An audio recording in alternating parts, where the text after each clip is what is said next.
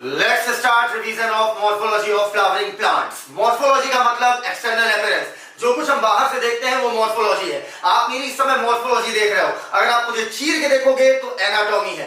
अब morphology of flowering plant. Flowering plant मतलब जितने भी आपके फ्लावर देने वाले प्लांट हैं, जैसे आपका रोज हो गया, मैंगो हो गया, वीट हो गया, ग्रासेस हो गई, ये सब के सब आपके रखे गए हैं किंगडम प्लांटी के डिवीजन एंजियोस्पर्मी में. और एंजियोस्पर्मी डिवीजन को दो क्लासेस में बांटा गया है. One is monocot, other is dicot. Monocot और डाइकॉट दो क्लासेस हो गई. मोनोकॉट वाले सिंगल कॉटिलेडॉन है इनकी सीड में और डाइकॉट वाले में टू कॉटिलेडॉन है इनकी सीड में. अब अगर हम बात करें कि एंजियोस्पर्म्स की अर्थात फ्लावरिंग प्लांट की मॉर्फोलॉजी की, तो अगर इनकी मॉर्फोलॉजी की बात करेंगे तो इनके एक्सटर्नल अपीयरेंस में क्या क्या आएगा? रूट आएगी, आपकी स्टेम आएगी, लीव्स आएगी, फ्लावर आएगा और फ्रूट आएगा.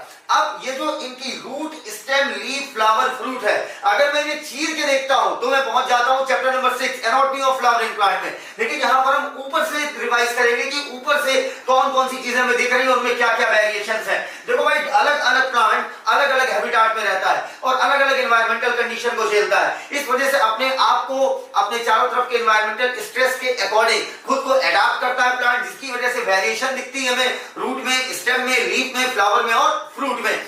अब सबसे पहले ये समझो बेटा कि वीड क्या होता है. वीड का मतलब होता है खरपतवार. मतलब any unwanted material is known as weed, अर्थात खरपतवार. देखा होगा कई बार किसान जो है खेत से गुजरता रहता है, ठीक है, मान लो वो अपने सरसों के खेत से गुजर रहा है, तो बीच बीच में वो घास निकाल के फेंकता रहता है, तो वो घास वहां पर खरपतवार है, क्योंकि उसे उस घास से कोई मतलब नहीं, उसको वहां से मतलब है उसकी सरसों से. अब वहां पर अगर मान लो कहीं कहीं ढेर सारी घासें उग गई तो क्या होगा बेटा? अब होगा कंपटीशन किनके बीच.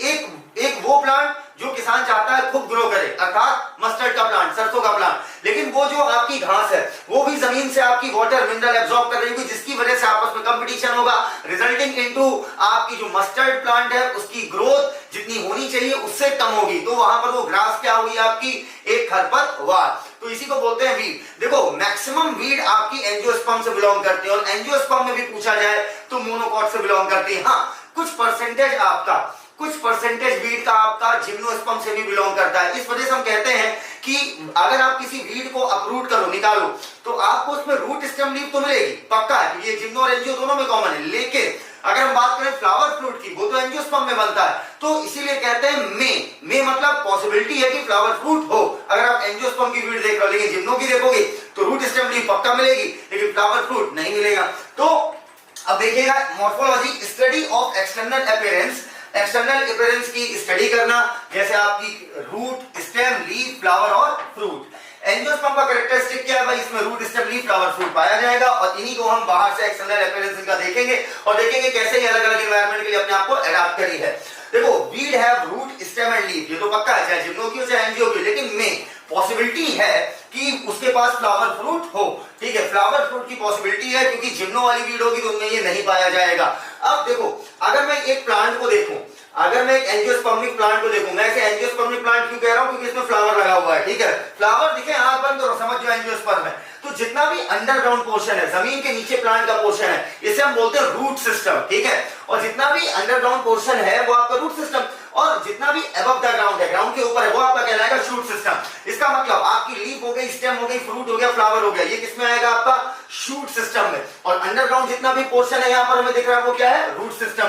अब अगर हम बात करें नेक्स्ट, तो देखो ये दिखाया गया यहां पर एक एंजियोस्पर्मिक प्लांट की जीवन की शुरुआत, उसकी पूरी लाइफ. यहां पर देखना बेटा, इसको समझने से पहले हम इधर देखते हैं, व्हाइट बोर्ड पे से देख लेते हैं. मान लो ये आपका एक सीड है, ठीक है, जो कि डाइकॉट का सीड है. डाइकॉट किससे बिलोंग करते हैं? एंजियोस्पर्म. बोला था डिवीजन एंजियोस्पर्म को दो क्लास में बांटा गया, मोनोकॉट और डाइकॉट. ठीक है, अब ये आपका एक सीड है. अब सीड को अगर हम वाटर दे दें, ठीक है, या नेचुरली उसे पानी मिल जाए, तो पानी उसके अंदर घुसेगा. जब पानी उसके अंदर घुसेगा इम्बाइबिशन के थ्रू, तो यहाँ पर वाटर क्या लगाएगा? अंदर से प्रेशर लगाएगा. रुका हुआ पानी, भाई रुका हुआ पानी प्रेशर लगाता है, जिसे हाइड्रोस्टैटिक प्रेशर बोलते हैं. कॉमन सेंस लगाओ और एक बॉटल लो, उसमें छेद कर दो, खट से पानी क्यों निकल जाता है? क्योंकि रुका हुआ पानी एक प्रेशर लगाता है. ठीक है, तो अब मेरी बात समझना, तो यहाँ पर जो चारों तरफ सीड के पानी था, ठीक है, पानी गया अंदर इम्बाइबिशन के थ्रू, और पानी जब अंदर जाएगा तो अंदर जाने पर वो अंदर से लगाएगा प्रेशर, जिससे सीड आपका फटेगा। जब सीड फटेगा आपका तो स्ट्रक्चर कुछ ऐसी आएगी। अगर तुमने कभी देखा होगा, तुम चना भिगो के खाते हो, ठीक है, तो चना जब फूल जाता है तो अगर उसमें नाखून लगा के बीच में फोड़ो तो बिल्कुल ऐसा ही फ्लिप फ्लॉप वाला स्ट्रक्चर बनता है। ये बेटा डाइकॉट है, तो यहाँ पर दो कॉटिलिडन दिख रहे हैं, ये बीच में एम्ब्रायनल एक्सिस है। ऊपर वाला पोर्शन, कॉटिलिडन के ऊपर वाला पोर्शन आपका कहलाता है एपिकॉटिल। एपी का मतलब होता है ऊपर, कॉटिल मतलब कॉटिलिडन, और कॉटिलिडन के नीचे वाला पोर्शन हाइपोकॉटिल। कॉटिल का मतलब कॉटिलिडन, हाइपो का मतलब नीचे। तो कॉटिलिडन के ऊपर वाली एक्सिस जितनी है वो आपकी कहलाएगी एपिकॉटिल, नीचे वाली जितनी है वो हाइपोकॉटिल। एपिकॉटिल का लास्ट वाला सिरा कहलाता है आपका प्रीम्यूल। क्या कहलाता है? प्रीम्यूल। और वहीं पर हाइपोकॉटिल का लास्ट वाला सिरा आपका क्या कहलाता है? रेडिकल। अब इस चीज को दिमाग में रखना बेटा कि प्रीम्यूल आपका बेटा ऊपर की तरफ जाएगा, मतलब प्रीम्यूल आपका भविष्य में क्या बनाएगा? स्टेम बनाएगा। वहीं पर रेडिकल नीचे की तरफ जाएगी तो रेडिकल आपकी क्या बनाएगी? रूट। अगर इसे भूल जाओ तो याद रखना पी से प्रीम्यूल तो स्टेम हो गया, ठीक है, लेकिन यहां पर देख लो आर से रेडिकल, तो आर से क्या हो गया? रूट। अगर रेडिकल रूट बनाएगा तो इसका मतलब बस इतना ही कंफ्यूजन होता है कौन क्या बना रहा है। आर से रेडिकल, आर से रूट बनाएगा तो इसका मतलब प्रीम्यूल आपका क्या बनाएगा? स्टेम बनाएगा, ठीक है। अब हम वापस उस पर जाते हैं। अब अगर देखिएगा यहाँ पर life of angiospermic plant begin with the germination of seed. यहाँ पर ये सीड पड़ा हुआ, पानी मिला, पानी अंदर गया, पानी अंदर जाने के बाद हाइड्रोस्टैटिक प्रेशर लगाया, जिसकी वजह से सीड आपका अब पानी भी मिल गया तो मेटाबॉलिक रिएक्शन तेज हो जाएगी, जर्मिनेट करने लगा। और सीड जब आपका फटेगा तो ये देखिए नीचे की तरफ रेडिकल जा रही है और ऊपर की तरफ क्या जाएगी? आपकी प्रीम्यूल। और अल्टीमेटली स्टेम बनाएगा अपर पार्ट मतलब प्रीम्यूल वाला पार्ट, और लोअर पार्ट अर्थात रूट कौन बनाएगा? रेडिकल। नेक्स्ट अगर हम बात करें रूट की, तो रूट आपकी जो है वो किससे बनती है? रेडिकल से बनती है, इस बात को दिमाग में रखना। और स्टेम किससे बनती है? प्रीम्यूल से। अब अगर मैं बात करूं आपकी टाइप्स ऑफ रूट की, तो रूट हम तीन तरीके के पढ़ते हैं, टैप रूट, फाइब्रस रूट और आपकी एडवेंटिशियस रूट। आमतौर पर रूट किससे बनती है? रेडिकल से। लेकिन कुछ रूट्स ऐसी देखी गई हैं जो आपकी रेडिकल से नहीं निकलती हैं और रेडिकल के अलावा प्लांट में किसी और पोर्शन से बनती हैं। ऐसी रूट्स आपकी कहलाती है एडवेंटिशियस। एक्चुअली में एडवेंटिशियस का मतलब ही होता है कि कोई भी ऐसी चीज जो अनयूजुअल जगह पर हो। अगर पंखा जमीन पर लगा है तो पंखे को आप एडवेंटिशियस बोलो, कोई दिक्कत नहीं है, ठीक है। तो आप समझिएगा रूट आपकी तीन प्रकार की। सबसे पहले आपकी टैप रूट, उसके बाद आपकी आती फाइब्रस, नाम से ही पकड़ लो बेटा, फाइब्रस का मतलब भी हो बिल्कुल फाइबर जैसे, रोए जैसी। और सबसे लास्ट आपकी आई एडवेंटिशियस, मतलब ये रेडिकल से ना बनकर निकलकर कहीं किसी और चीज से बनेगी, ठीक है। अब अगर हम बात करें टैप रूट की, ठीक है, ये मैंने बना दिया आपकी जमीन, ठीक है। और टैप रूट में क्या होता है? टैप रूट में एक मोटी सी रूट, आपकी एक मोटी सी रूट होगी और इसे बोलते हैं हम लोग प्राइमरी रूट, ठीक है, या प्राइमरी रूट या हम बोल देते हैं टैप रूट, ठीक। अब प्राइमरी रूट से निकली होती है आपकी ढेर सारी रूट और ये कहलाएगी आपकी सेकेंडरी रूट। सेकेंडरी रूट से निकली होती है टर्शियरी रूट, ठीक है। कई बार आप टर्शियरी रूट को रूट हेयर समझने की गलती कर देते हो, गलत बात। रूट हेयर नहीं है, रूट हेयर तो इनसे निकलेंगे, ठीक है। रूट हेयर इनकी एपिडर्मल सेल्स का एक्सटेंशन है, ठीक है। आप इन्हें प्राइमरी, सेकेंडरी, टर्शियरी रूट को रूट हेयर मत समझ लेना। रूट हेयर इनकी एपिडर्मल सेल से निकलेंगे और ये पूरा कहलाता है टैप रूट सिस्टम, ठीक है। प्राइमरी रूट जिसे हम टैप रूट बोलते हैं उससे निकली सेकेंडरी, सेकेंडरी के ऊपर टर्शियरी एंड सो ऑन। और इनके एपिडर्मल सेल के एक्सटेंशन से क्या बनेगा? आपका रूट हेयर्स, और ये टोटल आपका कहलाएगा टैप रूट सिस्टम। अब ये जो आपका टैप रूट सिस्टम है ये आपका मोस्टली डाइकॉट में प्रेजेंट होता है। ऑल नहीं बेटा, मोस्टली, ध्यान रखना, कुछ एक्सेप्शंस हैं। तो मोस्टली डाइकॉट में क्या पाई जाती है? आपकी टैप रूट। अब वहीं पर अगर मैं बात करूं फाइब्रस रूट की, तो फाइब्रस रूट में क्या होता है? टैप रूट की तरह इनमें भी क्या होगा? टैप रूट की तरह शुरू में तो एक पतली सी रूट बनेगी, लेकिन उसके बाद ये क्या होगा? ये आपकी पतले पतले रेशो में टूट जाएगी और इसी को बोलते हैं फाइब्रस रूट। फाइब्रस रूट आपकी मोस्टली प्रेजेंट होती है मोनोकॉट्स में। अगर आपने कभी वीट का प्लांट उखाड़ के देखा हो तो बिल्कुल ऐसे भुजंड ऐसी ढेर सारे फाइबर्स निकले होते हैं और इन्हीं को बोलते हैं आपकी फाइब्रस रूट। अच्छा, अगर मैं बोलूं आपकी फाइब्रस रूट में जो आपकी शुरू में बनती है प्राइमरी रूट, वो आपकी शॉर्ट लिव्ड होती है कि लॉन्ग लिव्ड? शॉर्ट लिव्ड होती है, क्योंकि बाद में ये छोटे छोटे पतले पतले रेशो में बिखर जाती है। और एडवेंटिशियस का मतलब कोई भी रूट जो रेडिकल के अलावा किसी और जगह से निकले वो आपकी कहलाएगी एडवेंटिशियस रूट। अब अच्छे से इसको हम देखेंगे, देखिएगा, the root develop from the elongation of radicle of the embryo, अर्थात ये एम्ब्रायो के रेडिकल से निकलेगी। तीन तरीके की आपकी रूट हो गई, टैप रूट, फाइब्रस रूट और adventitious root. Tap root system mainly in dicots, all dicots में ध्यान रखना, mainly in dicots develop from direct elongation of radicle. Radicle सीधा बढ़ता जाएगा, टैप रूट बनती चली जाएगी। इनमें कई सारी लेटरल रूट निकली होती हैं जो आपकी सेकेंडरी, टर्शियरी एक्सेट्रा कहलाएंगी, और प्राइमरी रूट जिसे हम सिंपली टैप रूट भी बोलते हैं, और उसकी सारी ब्रांचेस मिलकर कहलाती, सारी ब्रांचेस मतलब सेकेंडरी और टर्शियरी मिलकर कहलाती टैप रूट सिस्टम। और मोस्टली डाइगॉट में आपका एग्जांपल यहाँ पर क्या दे दिया है, मस्टर्ड, मैंगो ले लो, कोई दिक्कत नहीं। फाइब्रस रूट मोनोकॉस्ट प्लांट, मोस्टली मोनोकॉस्ट में पाई जाएगी, ध्यान रखना। प्राइमरी रूट शॉर्ट लिव्ड होती है, प्राइमरी रूट आपकी शॉर्ट लिव्ड होती है और वो रिप्लेस कर दी जाती है ढेर सारी पतली पतली फाइब्रस रूट से, ठीक है। अच्छा, इसके बाद अगर हम बात करें, ये रूट जो है आपकी स्टेम के बेस से ओरिजिनेट होती है, बेटा सारी रूट स्टेम के बेस से ओरिजिनेट होती है, ये बात एनसीईआरटी ने कुछ खास नहीं लिखी है, ठीक है, एक्सेप्ट एडवेंटिशियस, ठीक है, एंड कंस्टिट्यूट और बनाती है पूरा कहलाता है fibrous root system, mostly monocot में प्रेजेंट। एग्जांपल हो गया, यहाँ मोनोकॉट का क्या दे दिया है, बी, आप ग्रासेस ले लो, कोई फर्क नहीं पड़ता। एडवेंटिशियस इन सम प्लांट, कुछ प्लांट में, याद रखना, ग्रास मॉन्स्टेरा बनियन, क्या बोला, ग्रास मॉन्स्टेरा बनियन, ग्रास मॉन्स्टेरा बनियन, ग्रास मॉन्स्टेरा बनियन, देखा होगा बनियन में क्रॉप रूट, ग्रासेस में देखा होगा बेटा, ग्रासेस में जो है आपकी स्टेम से रूट्स निकलने लगती है, ठीक है, वैसे मॉन्स्टेरा होता है, मॉन्स्टेरा में पूरे प्लांट से रूट, जैसा लगता है पूरे प्लांट से रूट निकली हुई है, बिल्कुल डरावना सा होता है, तो ग्रास मॉन्स्टेरा बनियन, इनमें रेडिकल के अलावा कई दूसरी जगह से रूट निकलती है और इसी वजह से रूट को हम लोग बोलते हैं एडवेंटिशियस रूट, ठीक है। चलिए, in some plant like grass monstera and banyan tree root arise from the part of the plant other than radicle, radicle के अलावा किसी दूसरे पार्ट से निकलेगी, और ऐसी रूट को हम लोग क्या बोलते हैं, एडवेंटिशियस। गौर से देखो और पहचानो कि ये कौन सी रूट है आपकी, ये आपकी है कौन सी, ये आपको फाइब्रस दिख रही पर फाइब्रस नहीं है, ध्यान रखना, ये मोटी सी जो दिख रही है मेन रूट अर्थात प्राइमरी रूट जिसे हम टैप रूट बोलते हैं, और उससे ढेर सारी जो लेटरल रूट निकली है सेकेंडरी, टर्शियरी, और ये पूरा कहलाएगा टैप रूट सिस्टम। ये जो आपकी भुजंड ऐसी लग रही है ये है आपकी फाइब्रस रूट, और ये देखिए यहाँ पर आपका मॉन्स्टेरा दिखाया गया, और मॉन्स्टेरा में ये ढेर सारी देखो स्टेम के ऊपर पतली पतली रूट लाइक स्ट्रक्चर निकली हुई है, और इसे हम बोलते हैं एडवेंटिशियस रूट। याद रखना, रेडिकल के अलावा कहीं से भी रूट निकले वो आपकी क्या कहलाएगी, एडवेंटिशियस। अब चलो रूट को एक बार जल्दी जल्दी सुन लो, देखो रूट बेटा आमतौर पर किससे बनती है, रेडिकल से बनती है। रूट आपकी तीन प्रकार की होती है, tap root, fibrous root, adventitious root. Tap root जो होती है मोस्टली डाइगॉट में होती है, एडवेंटिशियस रूट आपकी किसी में भी हो सकती है, डाइगॉट, मोनोकॉट कुछ फिक्स नहीं है, वहीं पर फाइब्रस रूट आपकी मोस्टली मोनोकॉट में होती है। एनसीईआरटी ने टैप रूट का एग्जांपल डाइगॉट में किसका दिया है, मस्टर्ड प्लांट का दिया है, वहीं पर मोनोकॉट फाइब्रस रूट किसका एग्जांपल दिया है, वीट का दिया है। अच्छा, अगर हम बात करें एडवेंटिशियस रूट के एग्जांपल की तो ग्रास, मॉन्स्टेरा और बनियन। टैप रूट में क्या होता है, एक मोटी सी प्राइमरी रूट होती है जिसे हम मेन रूट या टैप रूट भी बोलते हैं,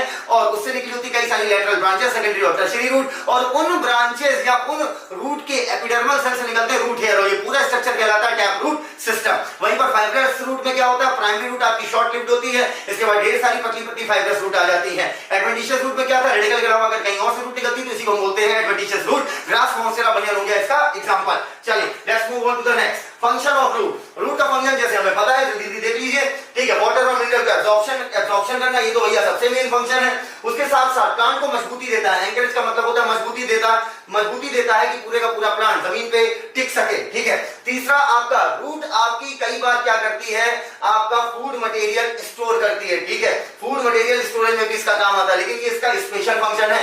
मेन फंक्शन वाटर और मिनरल को एब्जॉर्ब करना और प्लांट को मजबूती देना, एंकरेज देना, ताकि वो सॉइल से कायदे से फिक्स हो सके, ठीक है। लेकिन हाँ, देखा गया कि आपकी जो रूट है, कुछ प्लांट्स की रूट जो है वो फूड मटेरियल भी आपकी स्टोर करने लगती है। और रूट याद रखना, प्लांट ग्रोथ, ये भूल जाते हो अक्सर आप कि ये प्लांट ग्रोथ रेगुलेटर अर्थात फाइटो हार्मोन, मतलब प्लांट के हार्मोन, कुछ प्लांट के हार्मोन भी आपकी रूट की सेल सिक्रेट करते हैं। तो रूट के दो मेन फंक्शन कौन है, water mineral absorption, after that proper anchorage देना, मजबूती देना प्लांट को, ठीक है। कुछ प्लांट्स में देखा गया है कि रूट फूड स्टोरेज का भी काम करती है, जैसे कैरेट हो गया, ठीक है, जैसे आपका टर्निप हो गया, जैसे आपका स्वीट पोटैटो हो गया, एस्पार्गस हो गया, ठीक है। और प्लांट ग्रोथ रेगुलेटर, यही बात आप बोलोगे एग्जाम में, मैं पहले बता दे रहा हूं, प्लांट ग्रोथ रेगुलेटर की सिंथेसिस कराती है रूट, ठीक है, सभी नहीं कुछ। अच्छा, अब अगर हम बात करें रीजन ऑफ रूट, तो हमने रूट को क्या किया है, हमने रूट को बांट रखा है इधर। आइए अब हम इस एनसीईआरटी के डायग्राम से देखते हैं। सबसे पहले एपेक्स टॉप मोस्ट पॉइंट पर रूट कैप लगा हुआ है जो कि थिम्बल लाइक होता है, जो टेंडर एपेक्स को प्रोटेक्शन प्रोवाइड करता है। जब सॉइल के थ्रू रूट रास्ता बनाते हुए जाएगी तो फ्रिक्शन से इसे क्या देता है, प्रोटेक्शन देता है। अगर हम रूट कैप के कुछ मिलीमीटर ऊपर जाए तो हमें मिलता है रीजन ऑफ मैरिस्मेटिक एक्टिविटी, जहां की सेल लगातार डिवाइड कर रही होती है। सेल वॉल इनकी थिन होगी, डेंस प्रोटोप्लाज्म होगा और सेल का साइज स्मॉल होगा। ये रीजन ऑफ मैरिस्मेटिक एक्टिविटी, ये वही रीजन है जो रूट में नंबर ऑफ सेल्स बढ़ाता है। इसके अगर हम और प्रॉक्सिमल जाए तो रीजन ऑफ इलोंगेशन आता है, जहां पर वैक्यूलेशन होने की वजह से सेल का इनलार्जमेंट होता है। सेल अपना साइज बढ़ाएगी, सेल अगर इनलार्ज होगी तो सीधी सी बात है रूट की लेंथ बढ़ेगी। तो रूट की लेंथ के लिए रिस्पॉन्सिबल है आपका region of elongation. Region of meristematic activity number of cells बढ़ाने का काम करता है। एक बात याद रखना कि रीजन ऑफ इलोंगेशन लेंथ बढ़ाता है, ठीक है, ये मत बोल देना विड्थ बढ़ाता है, विड्थ तो सेकेंडरी ग्रोथ हो जाएगी। प्राइमरी ग्रोथ के लिए रीजन ऑफ इलोंगेशन बड़ा गजब का पॉइंट है, प्राइमरी ग्रोथ के लिए रीजन ऑफ इलोंगेशन रिस्पॉन्सिबल है, सेकेंडरी के लिए नहीं, सेकेंडरी की कहानी अलग है। अच्छा, कुछ और प्रॉक्सिमल रीजन पर जाए तो रीजन ऑफ मैच्योरेशन मिलता है, जहां पर एपिडर्मल सेल के एक्सटेंशन से thin delicate hair like structure बनती है जिसे हम रूट हेयर बोलते हैं। रूट हेयर यूनिसेलुलर है, वहीं पर स्टेम हेयर जिसे हम ट्राइकोम बोलते हैं, वो आपका मल्टीसेलुलर है। तो रीजन ऑफ मैच्योरेशन ये वही रीजन है, ठीक है, जहां पर रूट हेयर पाए जाने की वजह से सरफेस एरिया बहुत ज्यादा हो जाता है और वाटर और मिनरल का एब्जॉर्प्शन करने की कैपेसिटी रूट की बहुत ज्यादा होती है in case of region of maturation. अब इसे एक बार एनसीईआरटी के थ्रू हम रीड कर लेते हैं। सबसे पहला आपका आएगा रूट कैप। अब रूट कैप देखिएगा, the root is covered at the apex, root apex point पर कवर्ड होती है बाय थिम्बल लाइक स्ट्रक्चर जिसे हम बोलते हैं root cap. It protect tender apex, tender apex को प्रोटेक्ट करती है और जब रूट आपका रास्ता बनाती है थ्रू द सॉइल। इसके अगर हम कुछ मिलीमीटर ऊपर जाएं तो रूट कैप के तो हमें मिलता है region of meristematic activity. Cell इस रीजन की स्मॉल होती है, थिन वॉल्ड होती है, डेंस प्रोटोप्लाज्म होता है, लगातार डिवाइड करती है। अच्छा, इसके बाद आता है आपका, इसके अगर हम मेरिस्मेटिक एक्टिविटी के और प्रॉक्सिमल जाए तो रीजन ऑफ इलोंगेशन आता है। रीजन ऑफ इलोंगेशन में सेल रैपिडली इलोंगेट करती है, लंबी होती जाती है और इनलार्ज होती जाती है, बड़ी होती जाती है क्योंकि वैक्यूलेशन बहुत तेज हो रहा होता है। और ये वही रीजन है जो रूट की लेंथ बढ़ाने के लिए, सेकेंडरी ग्रोथ मत बोल देना भाई, फिर कह रहा हूं लेंथ बढ़ाने के लिए, लेंथ का मतलब ही हो गया, देखो अगर कोई चीज लंबाई में बढ़ रही है प्राइमरी, चौड़ाई में बढ़ रही है सेकेंडरी, ठीक है, तो लेंथ बढ़ाने में ये रिस्पॉन्सिबल होती है।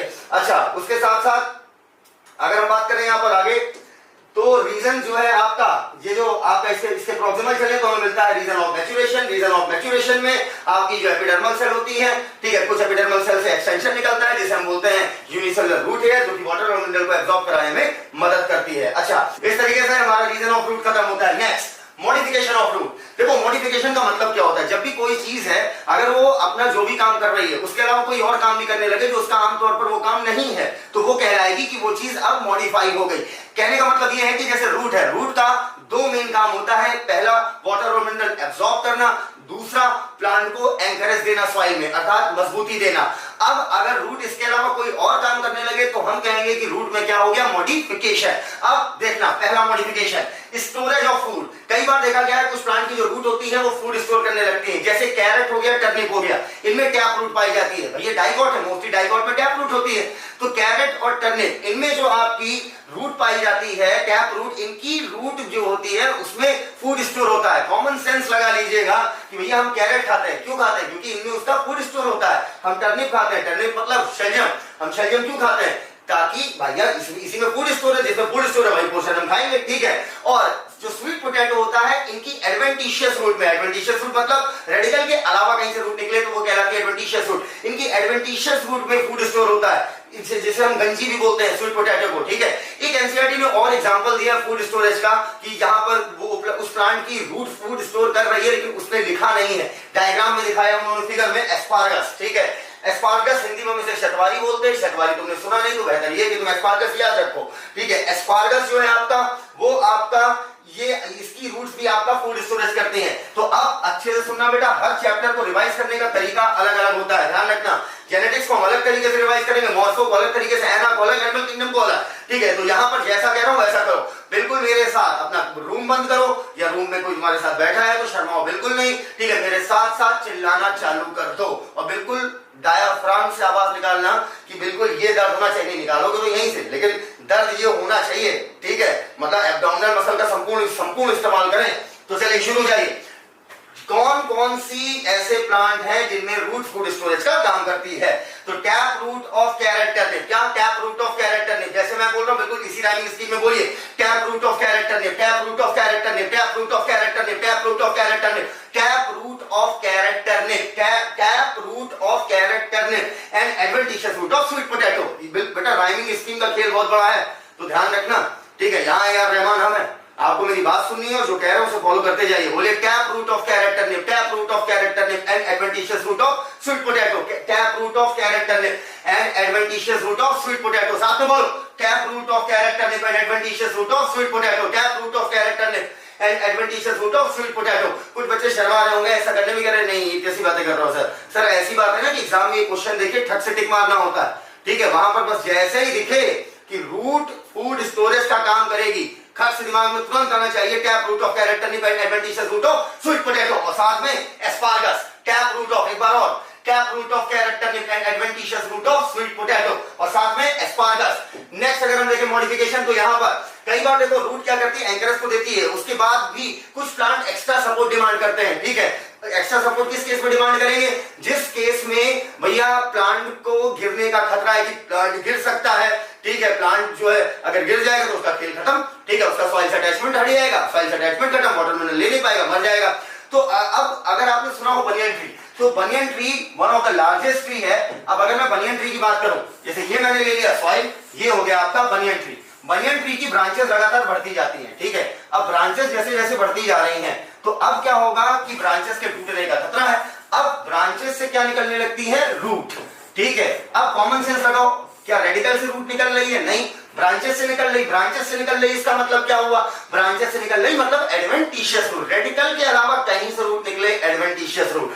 और जब ये ग्राउंड को टच करती हैं तो वो क्या करने लगती हैं, वो मेन ट्रंक का फंक्शन करने लगती हैं। मेन ट्रंक का फंक्शन कहने का मतलब ये भी वाटर और मिनरल एब्जॉर्ब करने की कैपेसिटी रखती हैं। अगर बाद में ये कभी डेड भी हो गया, सड़ गया, खत्म हो गया, ठीक है, उसके बाद भी ये प्लांट सरवाइव करेगा, क्योंकि ये सारी रूट्स जो है बिल्कुल मेन ट्रंक जैसा फंक्शन करने लगती हैं, अब ये वाटर मिनरल एब्जॉर्ब करके देने लगती हैं, और इस तरीके से प्लांट बहुत सारा सरफेस एरिया कवर कर सकता है, एक बनियन ट्री, ठीक है। अब इन्हीं रूट्स को हम बोलते हैं क्रॉप रूट, तो क्रॉप रूट एक्स्ट्रा सपोर्ट दे रही है, ठीक है। वैसे ही अगर हम बात करें मेज और शुगर केन की, तो अगर हम शुगर केन की बात करें तो एक लाठी ऐसा ऐसा होता है ना, तो इनकी जो लोअर नोट्स होती हैं, लोअर नोट से कुछ एडिशनल रूट निकलती है। अब नोट तो स्टेम पे पाई जाती है, इसका मतलब ये भी एडवेंटिशियस रूट है। कुछ एडिशनल रूट्स निकलती हैं जो चारों तरफ से, मतलब पूरा ऐसे घेरे हैं गोलाई में, ठीक है, चारों तरफ से ये रूट इसको क्या करती है, एडिशनल सपोर्ट देती है, जिससे ये स्टिल खड़ा रहे, ठीक है। और इन रूट्स का नाम है स्टिल्ट रूट, ठीक। किन रूट के दम पर मेज और शुगर के स्टिल खड़े रहते हैं, स्टिल्ट रूट, ठीक है। और ये भी आपकी क्या कर रही है, प्लांट को एक्स्ट्रा सपोर्ट दे रही है। तो यहाँ पर रूट मॉडिफाई हो रही है, मॉडिफिकेशन ऑफ रूट में क्या मिला, सपोर्ट, ठीक। क्या, क्रॉप रूट इन बनियन ट्री और स्टिल्ट रूट इन मेज और शुगर केन। याद रखना लोअर नोड से निकल रही है, कहां से, लोअर नोड, ठीक है। नेक्स्ट मॉडिफिकेशन ऑफ रूट में जो स्वैम्पी एरिया होते हैं, स्वैम्पी एरिया कहने का मतलब दलदली इलाके अर्थात मार्शी एरिया, तो वहां की जो जमीन होती है उसमें आपकी ऑक्सीजन जो होती है, ऑक्सीजन की मात्रा उसमें कम होती है, ठीक है। अब स्वैम्पी एरिया में ऑक्सीजन अगर कम है, ठीक है, वहां की सॉइल में अगर ऑक्सीजन कम है तो भैया रूट को रिस्पायरेशन तो करना ही करना है, कॉमन सेंस लगाइए। तो अब रिस्पायरेशन के लिए उसे चाहिए ऑक्सीजन। अब कहोगे रूट क्यों रिस्पायरेशन करेगी, कैसी बातें कर रहे हो भैया, रूट में सेल है, सेल की मेटाबॉलिक मशीनरी चलने के लिए चाहिए एनर्जी, और एनर्जी पैदा करने का तरीका है रिस्पायरेशन। अब एरोबिक रिस्पायरेशन करेगी लेकिन ऑक्सीजन जमीन में कम है, तो यहां पर क्या होती है, रूट ऑक्सीजन की तलाश में ऊपर की तरफ बढ़ती हैं। सर नीचे क्यों नहीं जाती, भैया नीचे जाएगी तो ऑक्सीजन और कम होगी, ठीक है, ऊपर जाती है ताकि ये एटमॉस्फेरिक ऑक्सीजन को उठा सके, ले सके और रिस्पायरेशन करे शॉक से। अब ये वर्टिकली अपवर्ड जाती रहती है, कॉमन सेंस लगाना, डाउनवर्ड नहीं अपवर्ड जाएंगी, ठीक है, वर्टिकली ऐसी बढ़ती जाएंगी। सर हॉरिजॉन्टल जाए तो फायदा क्या है, हॉरिजॉन्टल जाएंगे तब तो उसी लेन में रह जाएंगे ना, तो ऑक्सीजन डिमांड कहां पूरी होगी। तो ये वर्टिकली अपवर्ड बढ़ती चली जाती है, और जब ये ऊपर आएगी तो इनमें जो मौजूद छेद होते हैं जिन्हें हम बोलते हैं न्यूमेटोथोर्स, याद रखना न्यूमेटोफोर नहीं, न्यूमेटोथोर्स, ये जो ऊपर की तरफ वर्टिकली अपवर्ड गई, अब इन्हीं न्यूमेटोथोर छेद के थ्रू ये क्या करती हैं, ऑक्सीजन की रिक्वायरमेंट अपनी पूरी कर लेती है और ऑक्सीजन की सप्लाई मिल जाती है, और इन रूट को बोलते हैं न्यूमेटोफोर्स। क्या बोला, न्यूमेटोफोर्स, रूट को, छेदों को बोलते हैं न्यूमेटोथोर। डिफरेंस क्लियर रखना, रूट है न्यूमेटोफोर और छेद है न्यूमेटोथोर, THODES, क्लियर है। तो अब इन न्यूमेटोफोर के दम पर ये रूट क्या करती हैं, रिस्पायरेशन कर लेती हैं, ठीक है। अब आइए हम इसे देखते हैं एनसीईआरटी के डायग्राम के through. For respiration in plant of swampy area, ठीक है, स्वैम्पी एरिया के जो प्लांट होते हैं, ठीक है, उनमें न्यूमेटोफोर पाई जाती है जो ऑक्सीजन जिसकी मदद से ऑक्सीजन पाती है और एरोबिक रिस्पायरेशन करती है। देखो वर्टिकली अपवर्टिकली हुई है, ठीक है। अब अगर पूछा जाए कि न्यूमेटोफोर्स वाली जो रूट है ये किन प्लांट्स में पाई जाती है, मैंग्रोव प्लांट में पाई जाती है। कौन से, मैंग्रोव प्लांट, ठीक है। मैंग्रोव प्लांट आपको 3 एग्जांपल याद रखना है। पहला राइजोफोरा, ये तो एनसीईआरटी ने दिया है, क्या, राइजोफोरा। दूसरा एविसीनिया, और तीसरा सोनेरिटा। ये 3 एग्जांपल दिमाग में रखना, ठीक है, चौथा कोई एग्जांपल नहीं, तीनों एग्जांपल याद रखिएगा बस, राइजोफोरा, एविसीनिया और सोनेरिटा, सेनोरिटा नहीं, सोनेरिटा।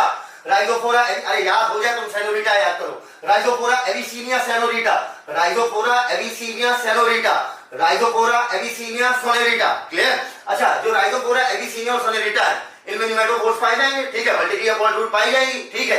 अब इनको जीवन रास आ रहा होगा, ठीक है, याद रखना रास, RAS रास, ठीक है। राइजोफोरा एविसीनिया, साथ में बोलो, Rhizophora Avicennia Sonneratia, Rhizophora Avicennia senorita, जल्दी बताओ। निमेटोफोर किसमें पाई जाएगी? Mangrove plant, mangrove plant example Rhizophora Avicennia senorita RAS, R से राइजोफोरा, A से एविसीनिया, S से सोनेरिटा। अब vertically upward downward, vertically upward. अब ये हुआ रूट का मॉडिफिकेशन। अगर हम बात करें रीजन ऑफ रूट की, तो रीजन ऑफ रूट तुम्हारे चार होते हैं, root cap, region of meristematic activity, region of elongation, region of maturation. Root cap आपका सिंबल लाइक होता है, टेंडर एपेक्स को प्रोटेक्ट करता है। Region of meristematic activity Greek word meristos से बना हुआ है, इसका मतलब होता है टू डिवाइड, इसकी सेल लगातार डिवाइड करती जाती है। डेंस प्रोटोप्लाज्म होता है, thin wall, thin cell wall होती है, लेकिन उसके साथ साथ इनका स्मॉल साइज होता है। अगर पूछा गया एग्जाम में रूट में नंबर ऑफ सेल कौन बढ़ा रहा है, region of meristematic activity. Region of elongation की बात करें तो इसमें इवैक्यूलेशन होता रहता है, जिसकी वजह से लगातार सेल का एनलार्जमेंट होता रहता है और ये रूट की लेंथ बढ़ाता जाता है। याद रखना, प्राइमरी ग्रोथ करता है, सेकेंडरी ग्रोथ नहीं करता। रीजन ऑफ मैचुरेशन की बात करें तो एपिडर्मल सेल, कुछ एपिडर्मल सेल, सभी नहीं, कुछ एपिडर्मल सेल आपकी लगातार इनसे यूनिसेलुलर थिन हेयर निकलते हैं, लेकिन वहीं पर स्टेम की बात करें जिसके रूट हेयर को हम ट्राइकोम बोलते हैं, वो आपका मल्टीसेलुलर होता है और सीक्रेटरी नेचर का होता है। अपार्ट फ्रॉम एनसीईआरटी आपको दो चीजें और पढ़नी है रूट में, एपिफिटिक रूट और हॉस्टोरियल रूट। एपिफिटिक रूट जानने से पहले सबसे पहले एपिफाइट्स क्या होते हैं। फाइटो मतलब होता है प्लांट, एपी मतलब होता है ऊपर। अर्थात जब कोई प्लांट किसी प्लांट के ऊपर शेल्टर और स्पेस के लिए रह रहा हो, उससे वो नरिशमेंट नहीं ले रहा है, शेल्टर और स्पेस ले रहा है, ऐसे प्लांट आपके कहलाते हैं एपीफाइट्स। अब जो आपके एपीफाइट्स हैं, एपीफाइट्स में तीन तरीके की रूट होती है। पहली क्लिंगिंग रूट, क्लिंग का मतलब ही होता है अटकना। जैसे यहां पर ये प्लांट दिखाया गया है, प्लांट के ऊपर ये जो ग्रीन ग्रीन लीफ वाला आपको प्लांट दिख रहा है, ये एक एपीफाइट है। तो ये जो प्लांट है जिसको जो सपोर्ट दे रहा है इस एपीफाइट को, इसमें क्लिंगिंग रूट ये दिख रही है आपको, ये क्लिंगिंग रूट की मदद से ये इस पर अटका हुआ है, चिपका हुआ है। दूसरी है एब्जॉर्बिंग रूट। एब्जॉर्बिंग रूट जो है वो वाटर और मिनरल वो एब्जॉर्ब करेगी, ठीक है। वाटर मिनरल कहां से एब्जॉर्ब करेगी? प्लांट से नहीं ले रही है।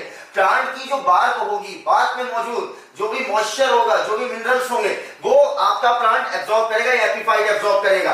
तीसरी हो गई आपकी हाइग्रोस्कोपिक एरियल रूट, या जिसे हम एपीफिटिक रूट बोलते हैं। हाइग्रोस्कोपिक का मतलब ही हो गया कि ऐसी रूट जिनमें वाटर को एब्जॉर्ब करने की ताकत हो, मॉइस्चर को एब्जॉर्ब करने की ताकत हो। और इसी रूट से सबसे ज्यादा सवाल आएगा, ध्यान रखिएगा इस चीज का। अब अगर हम बात करें इसकी हाइग्रोस्कोपिक या एरियल रूट की, जो यहाँ पर ब्लैक कलर से यहाँ पर दिखाई गई है, इनके बारे में एक बात याद रखना बस, कि जो हाइग्रोस्कोपिक रूट होती है जिन्हें हम एपीफिटिक रूट बोलते हैं, एपीफिटिक रूट जो है वो आपकी ऐसे हवा में लटकती रहती है, एयर से हैंग डाउन रहती है और इनमें रूट कैप एब्सेंट होता है। याद रखना, आपकी जो एपीफिटिक रूट है उसमें रूट कैप एब्सेंट होता है, डेड स्पॉन्जी टिश्यूज की जगह पर पाया जाता है, जिसे हम बोलते हैं वेलामेन। क्या? वेलामेन, VELAMEN, वेलामेन, जो क्या करता है? मॉइस्चर को एब्सॉर्ब करता है, ठीक है। तो टोटल एपीफाइट्स के पास कितने तरीके की रूट? तीन। पहली क्लिंगिंग रूट, क्लिंगिंग रूट जो है वो आपकी चिपका रही है प्लांट को, ठीक है, एपीफाइट को चिपका रही है दूसरे प्लांट पर।